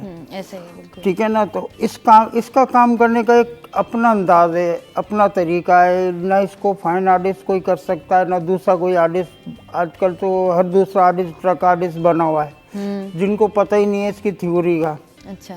तो अब हमें तो अल्हम्दुलिल्लाह हमने तो बेसिकली सीखा ही है ये शुरू से ही, और ये कोई आपके सब्जेक्टों में नहीं पढ़ाया जाता, कहीं नहीं होता ये इसको जो है ना आदमी को खुद मतलब लाइफ शौक का हो अगर, हाँ और सीखना पड़ता सीखने है। का शौक हो, पैशन हो, तो जो है वो आप इस तरफ जा सकते हैं। जी। वो हमें भी समझाए ना कि ये आपने जैसे बात की, अगर एक ट्रक है फॉर सपोज या एक गाड़ी है और आप उसको इस तरीके से बनाते हैं, कितने दिन लग जाते हैं, कितना टाइम लगता है, फोकस कितना करना पड़ता है? जैसे हम लोग ट्रक जो है ना तकरीबन ट्रक में हमारे लगते हैं 7 से 8 दिन सिर्फ पेंटिंग में। अच्छा। बाकी जो उसका पेंट का काम है और उसके बहुत सारे काम में तकरीबन ट्रक जो पेंट होने में 1.5-2 महीने लग जाते हैं तैयार होने में। अच्छा, पूरा ट्रक पेंट मतलब मुकम्मल तौर पर तैयार हो जाता है? मुकम्मल तौर पे। बाकी हमारा जो अपना आर्ट वर्क होता है उसमें 1 हफ्ता कम से कम 8 से 7-8 दिन लगते हैं। बाकी और बहुत सारे शोबे हैं उसमें काम करने के, लोग अपने अपने काम करते हैं, लेकिन जो असल चीज़ है ना जो ट्रक का लुक आता है सारा आर्ट वर्क से ही आता है। ट्रू, ऐसे ही है बिल्कुल। बिल्कुल वो मतलब दूर से अगर ट्रक आर्ट हुआ और ट्रक पर तो दूर से चलता हुआ ट्रक और दूर से चलती हुई बस आपको बिल्कुल क्लियर नजर आती है, किसी किस्म की लाइटिंग की जरूरत जो है ना वो आपको नहीं पड़ती है। मुझे बताइएगा कि आपको तो चलें ये शौक था, आगे आपकी फैमिली में आपके बच्चों को किसी को शौक है या वो कहते हैं नहीं बहुत थकावट या बहुत मेहनत वाला काम है, हमसे नहीं हो रहा? नहीं ऐसी बात नहीं है, अल्हम्दुलिल्लाह बड़ा फ्यूचर बड़ा ब्राइट है इसका। मेरा बेटा है वो काम करता है मेरे साथ, शायन नाम है उसका, वो मेरे साथ ही होता है। उसको मैं सिखा भी रहा हूँ, समझा भी रहा हूँ, वो मार्केटिंग मेरी वही करता है सारी कुछ। क्योंकि अब मैं काम करूं या मार्केटिंग करूं दोनों में से एक ही काम कर सकता हूं। ऐसे है बिल्कुल। तो बेटा है मेरा मार्केटिंग का काम सारा वो मैनेजमेंट संभालता है, बाकी मैं अपने जो ये हमारी टीम है एक पूरी उसको अच्छा, कितने लोगों की आपकी टीम है जो आप लोग ये काम कर रहे हैं? तकरीबन 8-10 लोग हैं मेरे साथ ना।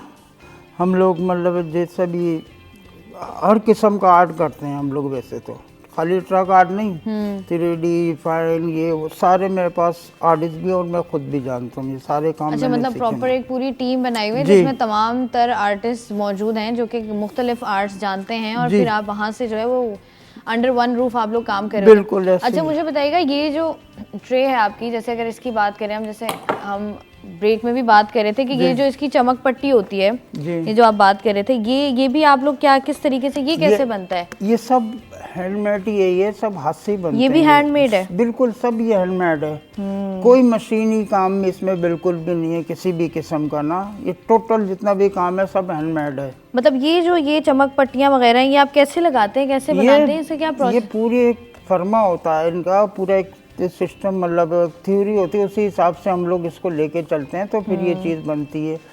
इसमें तकरीबन 2-3 आदमी काम करते हैं एक पीस पे ना, एक पीस पे तकरीबन 3 आदमी काम करेंगे तो फिर ये कंप्लीट होता है।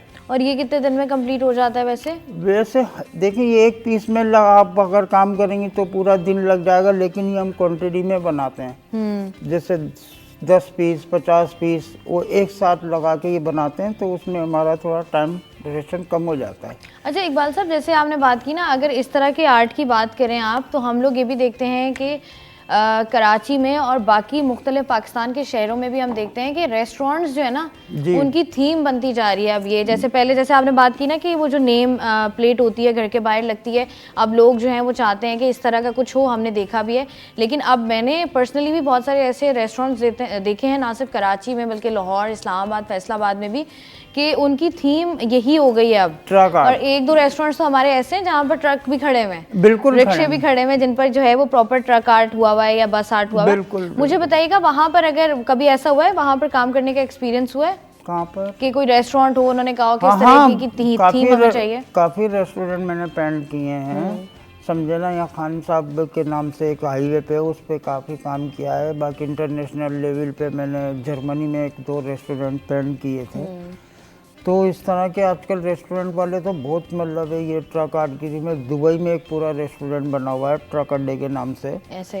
तो वो तो काम तो होते रहते हैं ये अभी तो ये ऑफिस वाले जो ये इंटरनेशनल ट्रेवल कंपनी है ये लोग भी बुलाते हैं हमें, ये भी ट्रक आर्ट करवाते हैं।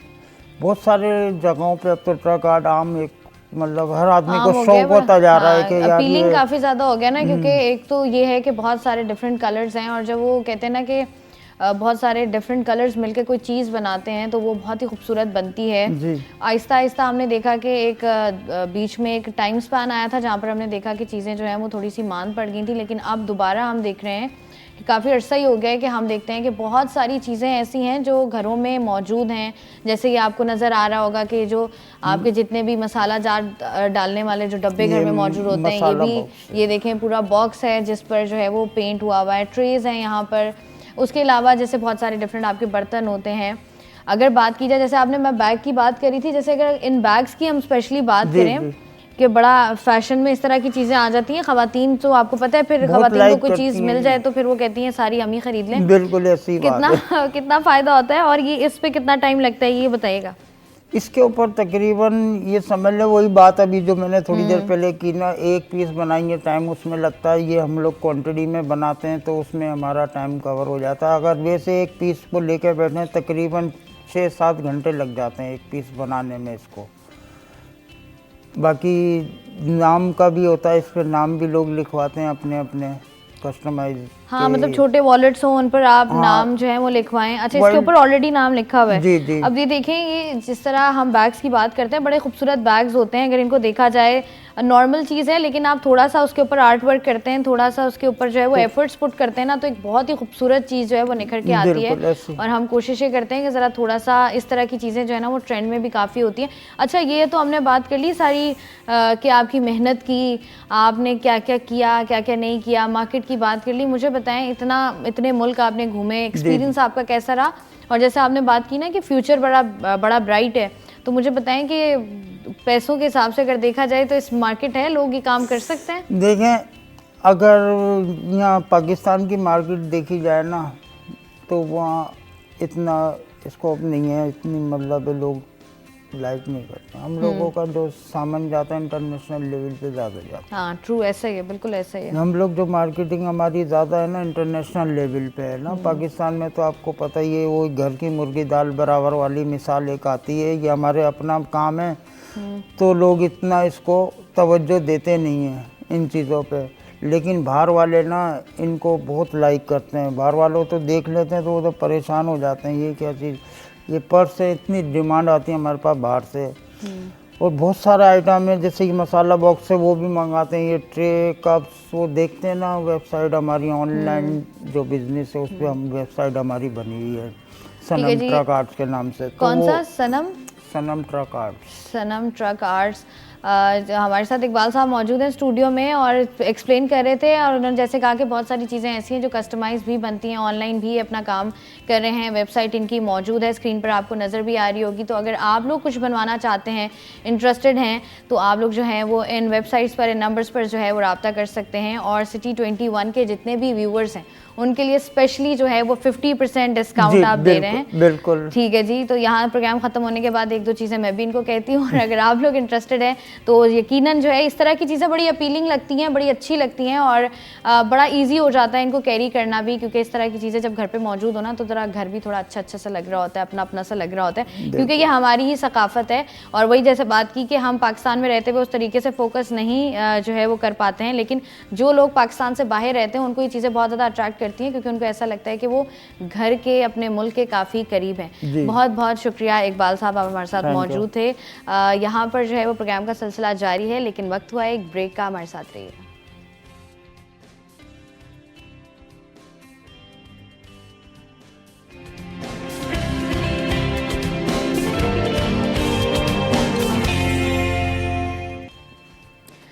Welcome back. हम लोग जो है अब इस दफ़ा हमने सोचा ये है, इस सेगमेंट में स्पेशली हमने ये सोचा है कि हम लोगों ने बात कर ली कि हम सोचते बहुत ज़्यादा हैं, तो क्यों ना बात की जाए क्रिटिकल थिंकिंग पर। क्रिटिकल थिंकिंग आखिर होती क्या है, किस तरीके से ये इंसान की पर्सनालिटी को जो है वो पॉजिटिवली और नेगेटिवली इम्पैक्ट करती है, और किस तरीके से जो है वो अगर आप इस सिचुएशन का शिकार हैं तो किस तरीके से आप बच सकते हैं। इस पर जो है वो बात करने के लिए मेरे साथ मौजूद हैं डॉक्टर मोहसिन रज़ा, जो कि मोटिवेशनल स्पीकर भी हैं, और साल भी ख़त्म हो गया है, नया साल शुरू हो गया, तो मोटिवेशन की बड़ी ज़रूरत भी है हमें।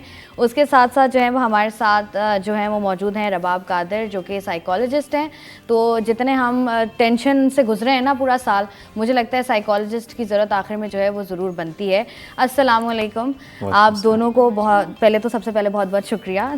मुझे ये बताइएगा मोहसिन, हम देखते हैं कि आजकल अगर यूथ की बात कर ली जाए, बच्चों की बात कर ली जाए, बड़ों की बात कर ली जाए, हर बंदा जो है वो किसी ना किसी सोच में मुब्तला है, चाहे वो पॉजिटिव हो या नेगेटिव हो। क्या कहते हैं आप इस पर? तकरीबन इंसान एक दिन के अंदर ना 35,000 से ज़्यादा फ़ैसले करता है और सोचता है, डिसीजंस लेता है। बड़ी खूबसूरत चीज़ है जब आप डिसीजन लेते हैं तो वो दो लोगों में बड़ा फ़र्क होता है। एक शख्स जो उस डिसीजन से बेस्ट आउटपुट निकाले, और एक शख्स उस डिसीजन के अंदर से वही पुरानी ट्रेडिशनल घिसी पिटी चीज़ या फिर कोई सलूशन ना निकाल पाए। तो अमूमन हम कहते हैं कि कामयाबी के अंदर सबसे पहले बुनियादी चीज़ ये होती है कि कौन ज़्यादा अच्छा फ़ैसला अच्छे सिचुएशन के अंदर करता है। जो कोई भी सिचुएशन हो, चाहे टफ़ सिचुएशन हो, कोई सी नॉर्मल सिचुएशन हो, उसमें से जो बेस्ट डिसीजन होता है वो डिफ़ाइन करता है। तो अमूमन ये होता है कि क्रिटिकल थिंकिंग की जब बात आती है तो उस पर आता है कि इसका मतलब क्या है और ये क्यों हमारे फ़ैसलों से इसका ताल्लुक़ जुड़ता है। तो उर्दू में कहते हैं इसको तनकीदी फ़िक्र। तनकीदी फ़िक्र मतलब किसी चीज़ को बहुत क्रिटिकली और बहुत ही एनालिटिकली देखना कि ये प्रॉब्लम, ये सॉल्यूशन इसका निकलेगा कैसे, इस प्रॉब्लम का जो चैलेंज सामने आया है।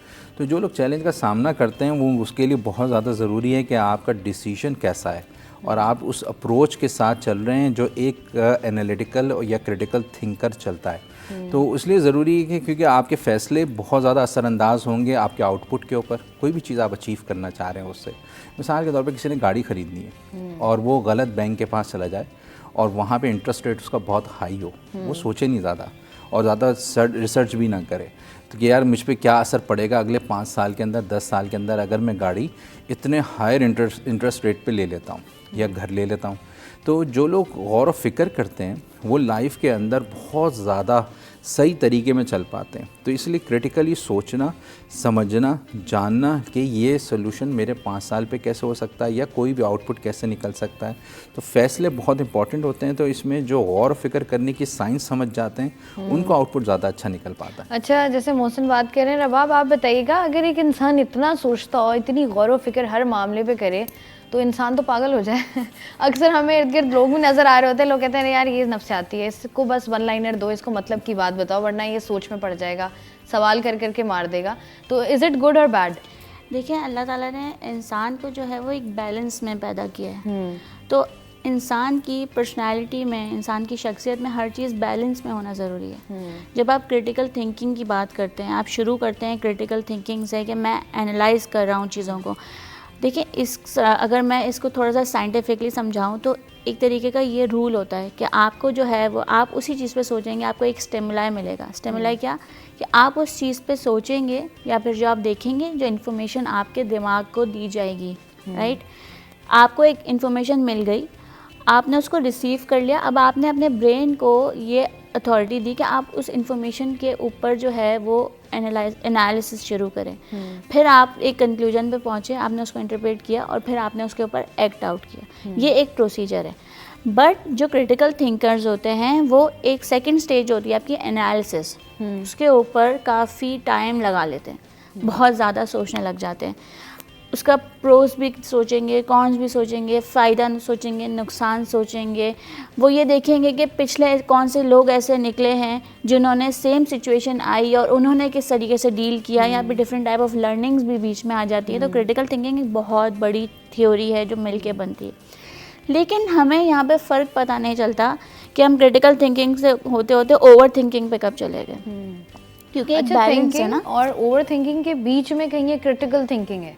नहीं, क्रिटिकल थिंकिंग कर रहे हैं आप जो है वो एनालिसिस कर रहे हैं, चीज़ों को प्रॉपरली हर एंगल से देख रहे हैं कि मुझसे ऐसी कोई गलती ना हो जाए। असल में क्रिटिकल थिंकिंग क्या होती है कि आप किसी नुकसान से बचने के लिए ही इतना ज़्यादा सोच रहे हैं ना, हर एंगल से आप देख रहे हैं कि मैं इस सिचुएशन से किसी नुकसान में ना पड़ जाऊं, ठीक है। उस नुकसान से बचने के डर से आप सोच रहे हैं, हर एंगल से सोच रहे हैं, फिर आपकी सोच अचानक से एक टर्न लेती है और सिर्फ नेगेटिविटी सोचने लग जाती है कि अगर ऐसा हो गया तो क्या होगा, वैसा हो गया तो क्या होगा, ये वाला नेगेटिव कॉन्सिक्वेंसेस ना आ जाएं, वो वाले नेगेटिव कॉन्सिक्वेंसेस ना आ जाएं। आप ओवर थिंकिंग में चले गए, आपको ये पता नहीं चला। कुछ लोगों को आपने देखा होगा, बोलते होंगे कि हम सोचते बहुत हैं और होता भी वैसा है जैसा हमारी सोच के मुताबिक, क्योंकि आपने हर एंगल से सोच लिया है, आपने कोई एंगल नहीं छोड़ा है, तो कुछ ना कुछ तो होगा ही ना। अच्छा, वो फिर हाँ, जब अक्सर हुआ- लोग होते हैं ना जो ये बात करते हैं, जैसा मैं सोचता हूँ वैसा ही होता है। क्योंकि वो क्रिटिकल थिंकिंग से ओवर थिंकिंग पे कब चले गए, उन्होंने एक लाइन ड्रॉ नहीं की बीच में, एक बैलेंस नहीं रखा बीच में। फिर जब आप ओवर थिंकिंग पे चले गए तो आपको पता कैसे चलेगा कि अब आप ओवर थिंकिंग में चले गए? आपको उस सोच से एंजाइटी होना शुरू हो जाएगी, और द मोमेंट आपको एंजाइटी होना शुरू हो गई तो इसका मतलब ये कि आपकी क्रिटिकल थिंकिंग जो थी वो आपको अब पॉजिटिव आउटकम नहीं दे रही है, वो ओवर थिंकिंग में बदल गई है और वो आपको अब नेगेटिव आउटकम दे रही है। अच्छा, जैसे इन्होंने बात की कि आपको समझने में काफ़ी टाइम लग जाता है कि आपने अगर आप इतने ज़ावियों से सोचें मोहसिन, और उसके बाद फिर आप ये सोचें कि मुझसे सही फैसला होगा, या मैं काम अगर करता हूँ, कोई भी काम है, तो अगर आप सारा टाइम सोचने में लगा देंगे तो आप करेंगे कब वो काम?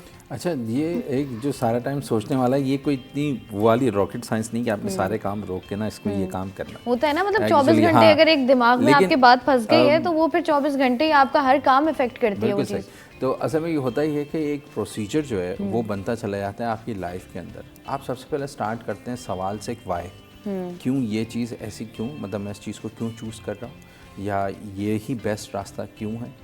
क्यों जो है ना आपको बहुत सारे रास्तों को खोलता है आपके लिए जहन के अंदर।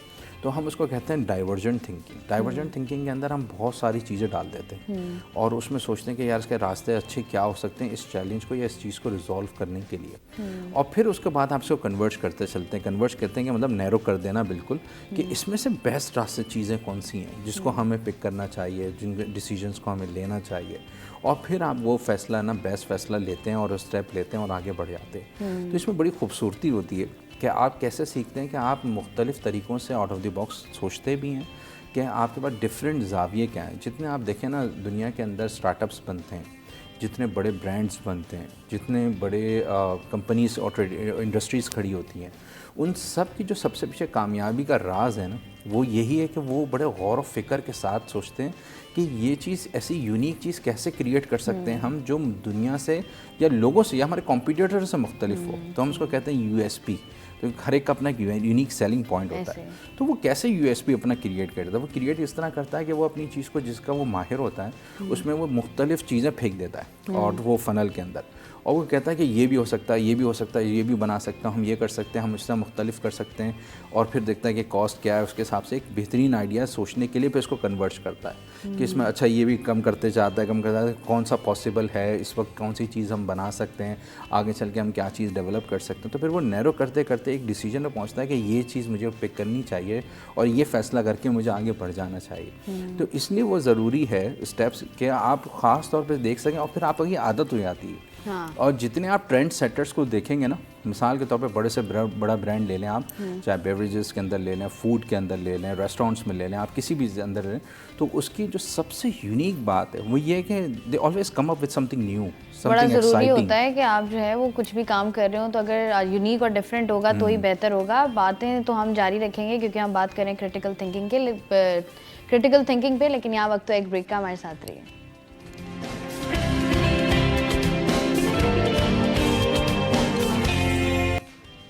Welcome back. स्टूडियो में हमारे साथ रबाब और डॉक्टर मोहसिन मौजूद हैं। मुझे रबाब ये बताइएगा कि अगर हम देखें 2023 का एनालिसिस करें, बीइंग अ साइकोलॉजिस्ट, क्या क्या मसाइल साइकोलॉजिकली लोग जो हैं वो लेकर आए हैं, क्रिटिकल थिंकिंग की कितनी इन्वॉल्वमेंट उसके अंदर रही है? देखिए, ओवर थिंकिंग और क्रिटिकल थिंकिंग, जैसे मैंने पहले बात की कि एक फाइन लाइन नहीं रहती, और मौसम ने बहुत अच्छे तरीके से बताया कि आपकी क्रिएटिविटी भी जो है वो बढ़ जाती है जब आप क्रिटिकली सोचते हैं। बट मीनवाइल जब आप लाइन नहीं रख रहे हैं तो आपकी क्रिएटिविटी ख़त्म हो रही है जब आप ओवर थिंकिंग कर रहे हैं, राइट।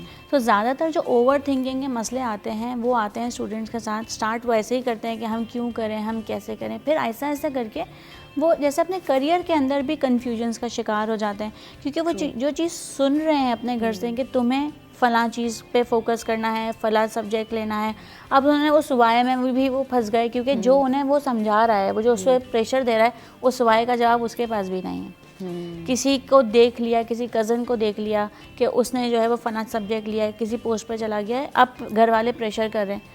ज़्यादातर जो स्टूडेंट्स में मसले आ रहे होते हैं वो अपने करियर को लेकर आ रहे होते हैं, वो अपने एजुकेशन को लेकर आ रहे होते हैं, क्योंकि यहाँ पर स्टूडेंट्स का प्रॉब्लम ये है कि उनको वाई से आगे नहीं पता, क्यों करूँ मैं, उन्हें नहीं पता, बस करना है, बस करना है। ये कज़न कह रहा है या खालू ने कह दिया या घर वालों ने कह दिया। हाँ, तो यहाँ पर सबसे ज़्यादा जो इश्यूज़ आ रहे होते हैं वो स्टूडेंट्स के साथ आ रहे होते हैं जब वो क्रिटिकल थिंकिंग में जाने लगते हैं और उन्हें रोक दिया जाता है कि नहीं, जो हम कह रहे हैं वो करो, ज़्यादा सोचने की ज़रूरत नहीं है। तो यहाँ पे आपको सोचने ही नहीं दिया जा रहा, आउट ऑफ द बॉक्स करने ही नहीं दिया जा रहा काम, और एट द एंड आपको चाहिए भी ऐसा बाय प्रोडक्ट जो है वो हर तरीके से जो है वो फुलफिल हो, डिसीजन मेकिंग में भी अच्छा हो, लेकिन आपने उसको बचपन से उस चीज़ की ट्रेनिंग नहीं दी है। जब आप बाहर की वीडियोस देखते हैं सोशल मीडिया पे, तो वहाँ पर वो बच्चे के सामने 3 चॉइसेस रखते हैं ड्रेसेस की, और बच्चा अपनी खुशी से वो ड्रेस उठाता है।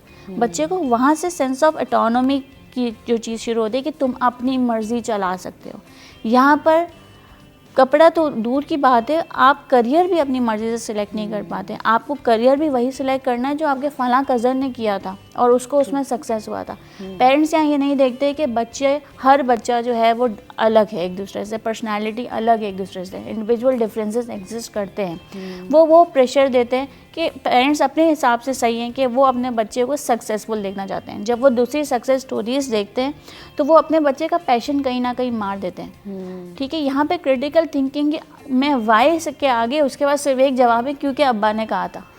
ट्रू, ऐसा ही है। और उसकी खुद की सोचें नहीं होती। रबाब, आप ये बात कर रहे हो ना, ये हमारा पाकिस्तान का मसला है, ये तो हमारा अलमिया है कि हमने कभी भी अपनी सोच, जैसे हम अपने जहन पर इतना जोर दे दें कि हम सोच लें कि मैंने क्या करना है।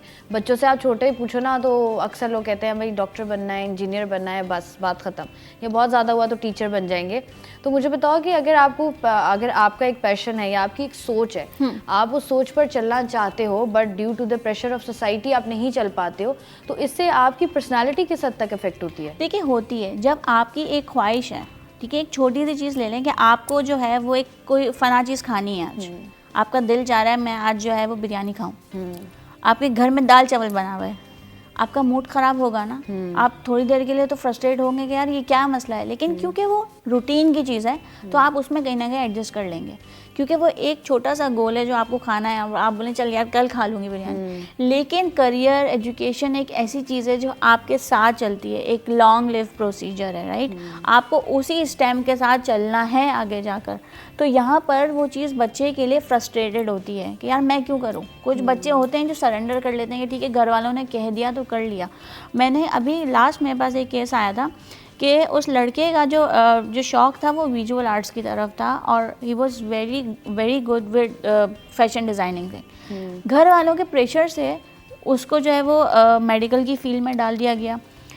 खैर उसको MBBS ज़बरदस्ती करवाने की कोशिश की गई, उसने किया नहीं, तो उसको जो है वो जैसे तैसे करके नर्सिंग में डिप्लोमा करवा दिया।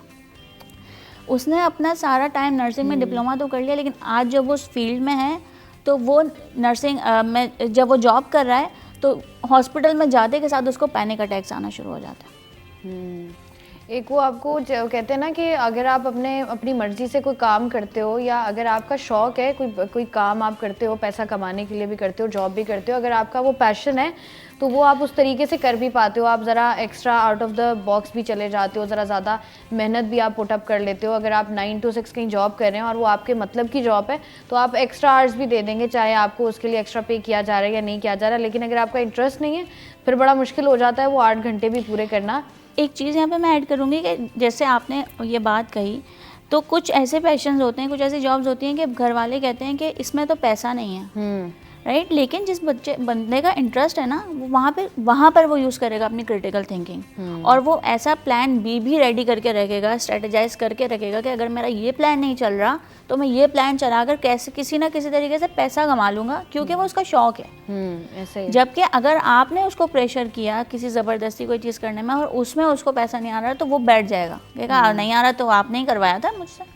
ऐसा ही होता है, और ये बड़ा मेजर भी होता है। शादियों की भी बात करें ना, शादियों में भी यही होता है ना, मोहसिन के घर वालों की मर्जी से कर लेता हूँ, क्या है कल को कुछ हो गया मैं कह दूंगा आप ही ने तो करवाई थी, अब आप खुद संभालेंगे मसले। वो जिम्मेदारी भी नहीं लेना चाहते उस चीज़ की जो उनकी मर्जी के खिलाफ जारी है। एग्जैक्टली। और मुझे बताइएगा, आपके पास 2023 का एनालिसिस है मोहसिन, किस तरीके से, क्या आपको लगता है कि आजकल हमने देखा है बड़ा ट्रेंड भी है कि अगर आप मोटिवेट होना चाहते हैं, आपने कोई मोटिवेशनल स्पीकर लगाया, आपको जो है वो एक मोटिवेशन आती है, लेकिन मैंने जो सुना है और मैंने जो देखा है, लोग अक्सर बात करते हुए नजर आते हैं कि बहुत कम टाइम के लिए वो मोटिवेशन आती है मोटिवेशनल स्पीकर से, उसके बाद बंदा फिर वही काम करने लगता है, वो चादर ओढ़ के कहता है बस सो जाओ, बाद में मोटिवेशन ले लूँगा। हाँ, सही नहीं, हकीकत है ये। अगर आप देखें ना तो ज़्यादातर ऑर्गेनाइजेशंस के अंदर भी यही होता है कि बहुत सारे एम्प्लॉयज़ जो हैं वो काम करना शुरू करते हैं और एक दिन उनके पास होता है कि हाँ आज हम इस साल हम बहुत अच्छा करेंगे, लेकिन एक हफ्ते के बाद वो एनर्जी दोबारा वहीं पर आ जाती है। असल में जो सबसे बुनियादी चीज़ है ना, और खुदा ने भी यही चीज़ सिखाई है कि वो सबसे पहले सवाल पूछता है कि पहले तो पूछो कि भाई तुम ये काम क्यों कर रहे हो, ताकि तुम मुझसे मुतमईन हो जाए, तुम्हारा अपना एक बिलीफ सिस्टम वहाँ पे क्रिएट हो जाए। दूसरी चीज़ ये है कि इसका मकसद क्या है, इसका पर्पस क्या है, जो चीज़ आप करना चाह रहे हैं। तो बहुत सारे लोग ऐसे हमें दिखे यहाँ पर कि मिसाल के तौर पे किसी एक बच्चा है, उसने बहुत अच्छा पढ़ता था, तो उसने कहा कि मैंने फ्रीलांसिंग करनी है। अच्छा ठीक है, आपने फ्रीलांसिंग करनी है, तो फ्रीलांसिंग में क्या करना है, मैंने डिज़ाइन बनाना है। तो डिज़ाइन बनाना उसको आता नहीं है, लेकिन उसने कहा मुझे डिज़ाइन बनाने, उसने शुरू कर दिया। और फिर उसके बाद 2 महीने के बाद मुस्तकिल मिजाजी दिखाए बगैर कि उस चीज़ को ग्रोथ के लिए 2 से 3 साल कम से कम चाहिए होते हैं। किसी भी चीज़ के अंदर आप माहिर होना चाहते हैं, उसको वक्त चाहिए होगा, और ताकि आप उसके स्पेशलिस्ट बने और आप मुनफरिद हों और आपका एक USP क्रिएट हो सके। तो वो जो पूरा स्टेप था वो एक ऐसा था एक बच्चे के लिए कि उसने 2-3 महीने किया, उसके बाद उसने छोड़ दिया। उसने कहा कि मैंने ये नहीं करना क्योंकि मैं समझता हूँ कि अब मैं ये काम नहीं कर पा रहा। अच्छा, अपनी फील्ड से तो अलग हो गया, इंजीनियर है, अपनी फील्ड से तो अलग हो गया। अब उसने 2-3 महीने ये काम किया, फिर 2-3 महीने के लिए दूसरा शौक़ ले लिया, फिर शौक़ लेने के बाद फिर उसमें क्या हुआ, मुस्तकिल मिजाज ये नहीं रही, वो फिर छोड़ दिया। फिर उसके बाद तीसरा अभी काम वो रिसेंटली कर रहा है, एक शॉप उसने खोली है और उसमें कोशिश कर रहा है कि वो काम करे। तो मैंने उससे पिछले मिला हफ्ते, तो उसने कहा कि यार वो शॉप ना कोई ख़ास चल नहीं रही है, तो मैं सोच रहा हूँ कि अब ना फर्दर या वापस जॉब में चला जाऊँ जो मैं इंजीनियरिंग पहले कर रहा था। तो उसमें ये सबसे बड़ा नुकसान होता है कि आपको ये पता नहीं होता कि आप ये काम क्यों कर रहे हैं। आपने उसको इन डेप्थ जाके देखा नहीं है और उसके ज़ाविये नहीं देखे मुख्तलिफ कि ये चीज़ होगी तो कैसे ग्रो करेगी, ये किस तरह करना चाहिए। तो 2024 के लिए एक हम कोर्स भी रन करते हैं, डिज़ाइन 2024 के नाम से अब लॉन्च भी किया है। तो उसमें सबसे पहले एक बुनियाद चीज़ है कि आपने कोई चीज़ करनी है तो उसके पीछे मकसद तो पता हो कि ये काम करेंगे कैसे, बड़ा आगे ज़रूरी होता है मकसद आपको पता होना हो, क्योंकि कहा जाता है मतलब हम दुनिया में किसी ना किसी मकसद के तहत ही आए हैं, और अगर मकसद पता हो तो फिर तो इंसान ऐसे ही जहाँ दिल करे वही, आप वाली बात है, आज ये कर लेता हूँ, कल वो कर लूँगा, परसों ये कर लूँगा, तो इसी तरीके से जो है मामला चलते रहते हैं। हमारे साथ यहाँ पर एक कॉलर मौजूद है, उनसे भी बात कर लेते हैं। अस्सलाम वालेकुम। वालेकुम अस्सलाम, कौन बात करें, कहाँ से? बेटा शाइस्ता, मैं नितिश महमूद कराची से बात कर रही हूँ। मेरा चैनल जबरदस्त, मेरा फेवरेट चैनल है 031। मैं डेली इसको देखती हूँ, 4-20 नाइट में भी क्यों ना हो, क्योंकि आपके प्रोग्राम इतने अच्छे होते हैं कि मुझे बहुत मजा आता है देखने पे। और जिसके लिए से जो डॉक्टर साहब यहाँ बैठे हुए जहनी शिकार परेशानी का, मेरे साथ भी बेटा ऐसा है, मेरी प्रॉपर्टियों का है दे नहीं रहे, ना बेच रहे, ना बताते और ना हिसाब करना चाहते तो बेच। बाकी मैं भी जहनी तौर पे बहुत डिस्टर्ब हूँ, कल का मुझे हर चीज बुरी लगने लगती। तो मैं आपका चैनल पे जब आप लोगों को बुलाते हो ना, इतने अच्छे डॉक्टरों को, हर तरह के लोगों को, तो मुझे बड़ा मजा आता। आज के पास आपके चैनल पे मेरा कॉल मिल गई था इसका, तो अल्लाह ताला आप लोग को चैनल चलाने की तौफीक दिया है। बहुत अच्छा प्रोग्राम चल रहा है, तो बहुत मजा आता है। तो प्लीज मेरी भी कुछ बताएं मैं क्या करूँ। और मैं एक बात ही कहना चाह रही थी, अगर आप अपने काम से फारिग हो जाए बात करके, मेरा नंबर अगर है तो मैं दे देती, तो मुझे कॉल बैक करें, मुझे जरूरी बात करनी जो मैं ऑन एयर नहीं कहना था। चलिए ठीक है जी, बहुत शुक्रिया। आपके मसले पर भी बात करेंगे। हमारे साथ डॉक्टर साइकोलॉजिस्ट भी मौजूद है, मोटिवेशनल स्पीकर भी मौजूद है, अगर किसी किस्म की मोटिवेशन की ज़रूरत है वो भी लेंगे। लेकिन यहाँ वक्त हुआ एक ब्रेक का, हमारे साथ रहिए।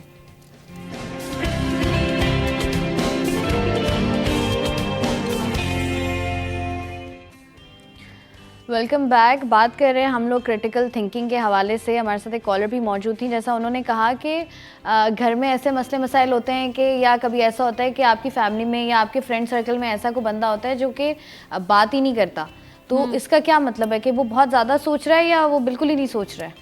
देखिए, अगर मैं एक जनरल हम एक बात करते हैं कि अगर कोई बंदा जो है उसके बिहेवियर में सडन चेंज आया है, या वो पहले नॉर्मल था या वो पहले बिल्कुल बात नहीं करता था और अचानक से बात करना शुरू कर दिया, ठीक है। अगर हमें क्लासरूम की बात लेते हैं तो कुछ बच्चे नॉटी होते हैं और कुछ बच्चे बिल्कुल खामोश होते हैं।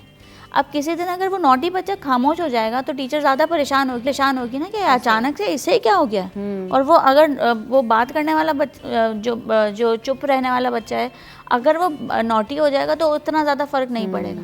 तो हमारे घर में भी यही वाला सिस्टम होता है कि अगर कोई बंदा नॉर्मल है और वो अचानक से खामोश हो जाता है तो आपको ये चीज़ देखनी पड़ेगी कि ये चीज़ कब से हो रही है, कौन सा ऐसा इंसिडेंट गुजरा है जिसके बाद चेंजेस आना शुरू हुए हैं। क्या घर में कोई ऐसी लड़ाई हुई है, या फिर उनके ऑफिस लाइफ में कोई ऐसा मसला चल रहा है, बच्चा है तो स्कूल लाइफ में कोई ऐसा मसला चल रहा है, क्योंकि ज़्यादातर स्कूल में ऐसे मसले होते हैं बुलिंग वगैरह के, जिसके बाद सडन चेंजेस आने लग जाते हैं बिहेवियर के।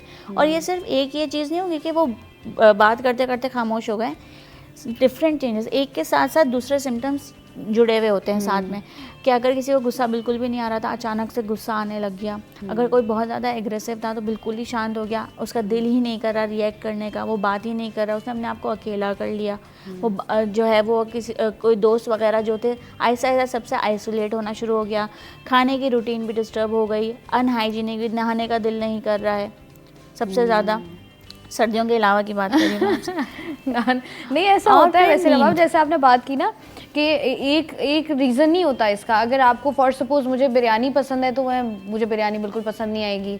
हाँ। अगर मेरा स्लीपिंग पैटर्न डिफरेंट है तो मेरा स्लीपिंग पैटर्न चेंज हो जाएगा। सबसे पहले आपकी नींद पे ही असर पड़ता है। या फिर आप बहुत ज़्यादा सो रहे हैं। अच्छा, जब हम बात करते हैं स्लीप डिस्टर्बेंस की तो लोग कहते हैं कि मुझे तो बिल्कुल भी नींद नहीं आ रही है। देखिए, ज़्यादा सोना भी डिस्टर्बेंस की बात है। अगर आप एक दिन में 7 से 8 घंटे से ज़्यादा सो रहे हैं तो वो भी डिस्टर्बेंस है, ठीक है। तो आपको अपने आप पे उस वक्त भी चेक रखना पड़ेगा। तो आप अगर आपके घर में किसी में अचानक से ये सारे चेंजेस आ रहे हैं तो ये डिफरेंसेस हैं, कोई ना कोई प्रॉब्लम है जिसकी वजह से वो मसला है। And it is very important कि आप उससे बैठ के पूछें। मूड स्विंग्स भी हो रहे होते हैं लोगों के, फिर भी कुछ ऐसे लोग होते हैं जो जवाब नहीं देते, कहते हैं कि कुछ नहीं हुआ, कुछ भी नहीं हुआ। तो वहाँ पर फिर आपका ये काम है कि आप किसी ना किसी मेंटल हेल्थ प्रैक्टिशनर से बात करें, क्योंकि वो जो चीज़ आप नहीं समझ पा रहे, जो चीज़ आप कर नहीं पा रहे, शायद वो इंसान आपसे इस तरीके से बात नहीं कर पा रहा, शायद वो इतना ट्रस्ट डेवलप नहीं कर पा रहा। पूछना चाहते हैं, मेरे ख्याल से उसका वो पैटर्न नहीं होता, वो कुछ और तरीके से अगर आप उससे चीज़ें पूछने की कोशिश करें तो शायद बता दे। मोहसिन, आप मुझे बताइएगा अगर साइल होते हैं तो क्या रीजंस हो सकते हैं, जल्दी से कंक्लूड कीजिएगा। अमूमन सबसे ज़्यादा जो एक है ना, वो कहीं किसी फ्रस्ट्रेशन का शिकार हो रहा होता है और उसकी वजह से वो कहीं फंस जाता है और कहीं स्टक हुआ होता है, या फिर कोई चीज़ ऐसी है जिस पर बहुत ज़्यादा उस पर असरअंदाज हो गई है। उसका सलूशन ये है कि थोड़ा टाइम बेशक अपना ऑफ ले, अपने आप को रिव्यू करे, अपनी चीज़ों को रिव्यू करे, डेली हैबिट्स को रिव्यू करे, क्या चेंज आ रहा है। अगर कोई पर्सनली सेल्फ अपने उसकी चीज़ों के अंदर इवेलुएट करना चाहता है, क्योंकि उसके लिए इंटरप्रिटेशन, उसके लिए उसका खुद एनालिटिकली देखना कि ये चीज़ सही हो रही है, क्या हो रहा है, क्या इसका रीज़न है, तो वो उस चीज़ को पहले रिव्यू कर सके। अगर वो खुद नहीं देख पा रहा है तो डेफिनेटली उसको हेल्प लेनी चाहिए, किसी से मशवरा लेना चाहिए। अच्छा, ये कोई नेगेटिव बात नहीं है। दुनिया में हर बंदा, चाहे वो CEO, डायरेक्टर्स हों, चाहे वो हस्बैंड वाइफ हों, कोई भी हो, अगर वो कहीं पे किसी जगह पे स्टक होते हैं, ये एक नेचुरल और एक अच्छी बात है कि आप किसी कोच, मेंटोर, साइकोलॉजिस्ट, किसी को आप हेल्प लें और उससे हेल्प लेने के बाद उन चीज़ों को डिफरेंट पर्सपेक्टिव से देख सकें। जैसे आपने बात की ना मोहसिन, हमने देखा भी कि बहुत सारे लोगों का ये मसला भी रहा है कि हम लोग जो है ना वो उस तरीके से हेल्प सीख नहीं कर पाते, हम किसी को कह नहीं पाते।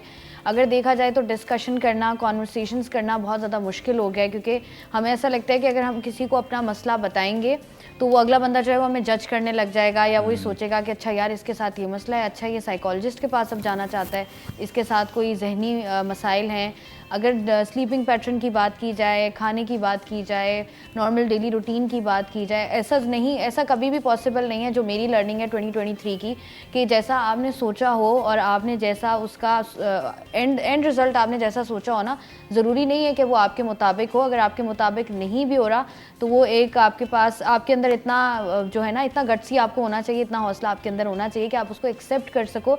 अगर आप चलते चलते रहने का नाम ज़िंदगी है, क्योंकि अगर आप चल रहे हो और कहीं ना कहीं जो है वो अप्स एंड डाउन्स आ जाते हैं, या कहीं ना कहीं हम लोग देखते हैं कि अगर आप रोड पर चल रहे हो तो काफ़ी स्पीड ब्रेकर्स आ जाते हैं। स्पीड स्लो ज़रूर होती है, लेकिन इसका मतलब ये नहीं है कि स्पीड ब्रेकर गुजरने के बाद भी आप जो है वो स्पीड को जो है वो स्लो रखें, दोबारा भी बढ़ाई जा सकती है, इसी का नाम ज़िंदगी है। तो आज मंडे को जब आप मॉर्निंग शो देखेंगे तब जो है वो 2024 में हम लोग जो है वो दाखिल हो जाएंगे। तो कोशिश कीजिए कि 2024 में अपने गोल्स को जो है वो सेट करें। सबसे ज़्यादा इम्पॉर्टेंट चीज़ जो है, जो मुझे ऐसा लगता है कि बहुत ज़रूरी है सबके लिए, वो है ज़हनी सुकून। ज़हनी सुकून का होना बहुत ज़रूरी है। अपने ज़हनी सुकून को, अपने मेंटल पीस को जो है वो प्रायोरिटाइज़ करें।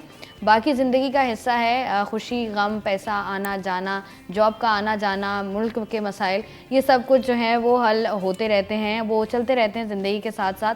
हमारे साथ स्टूडियो में जो है वो मोहसिन और डॉक्टर रबाब मौजूद थी, जिन्होंने बड़े अच्छे तरीके से एक्सप्लेन किया कि क्रिटिकल थिंकिंग या सोचना गलत बात नहीं है, बस उतना सोचें जितनी ज़रूरत है। और अगर आपको लगे कि आप बहुत ज़्यादा एक्स्ट्रा सोच रहे हैं तो फिर मत सोचें। बहुत बहुत शुक्रिया, हमारे साथ ये दोनों गेस्ट मौजूद थे। I hope you like this programme. मुझे दीजिए सिटी 10 से इजाज़त, अपना ख्याल रखिएगा, अल्लाह हाफ़िज़।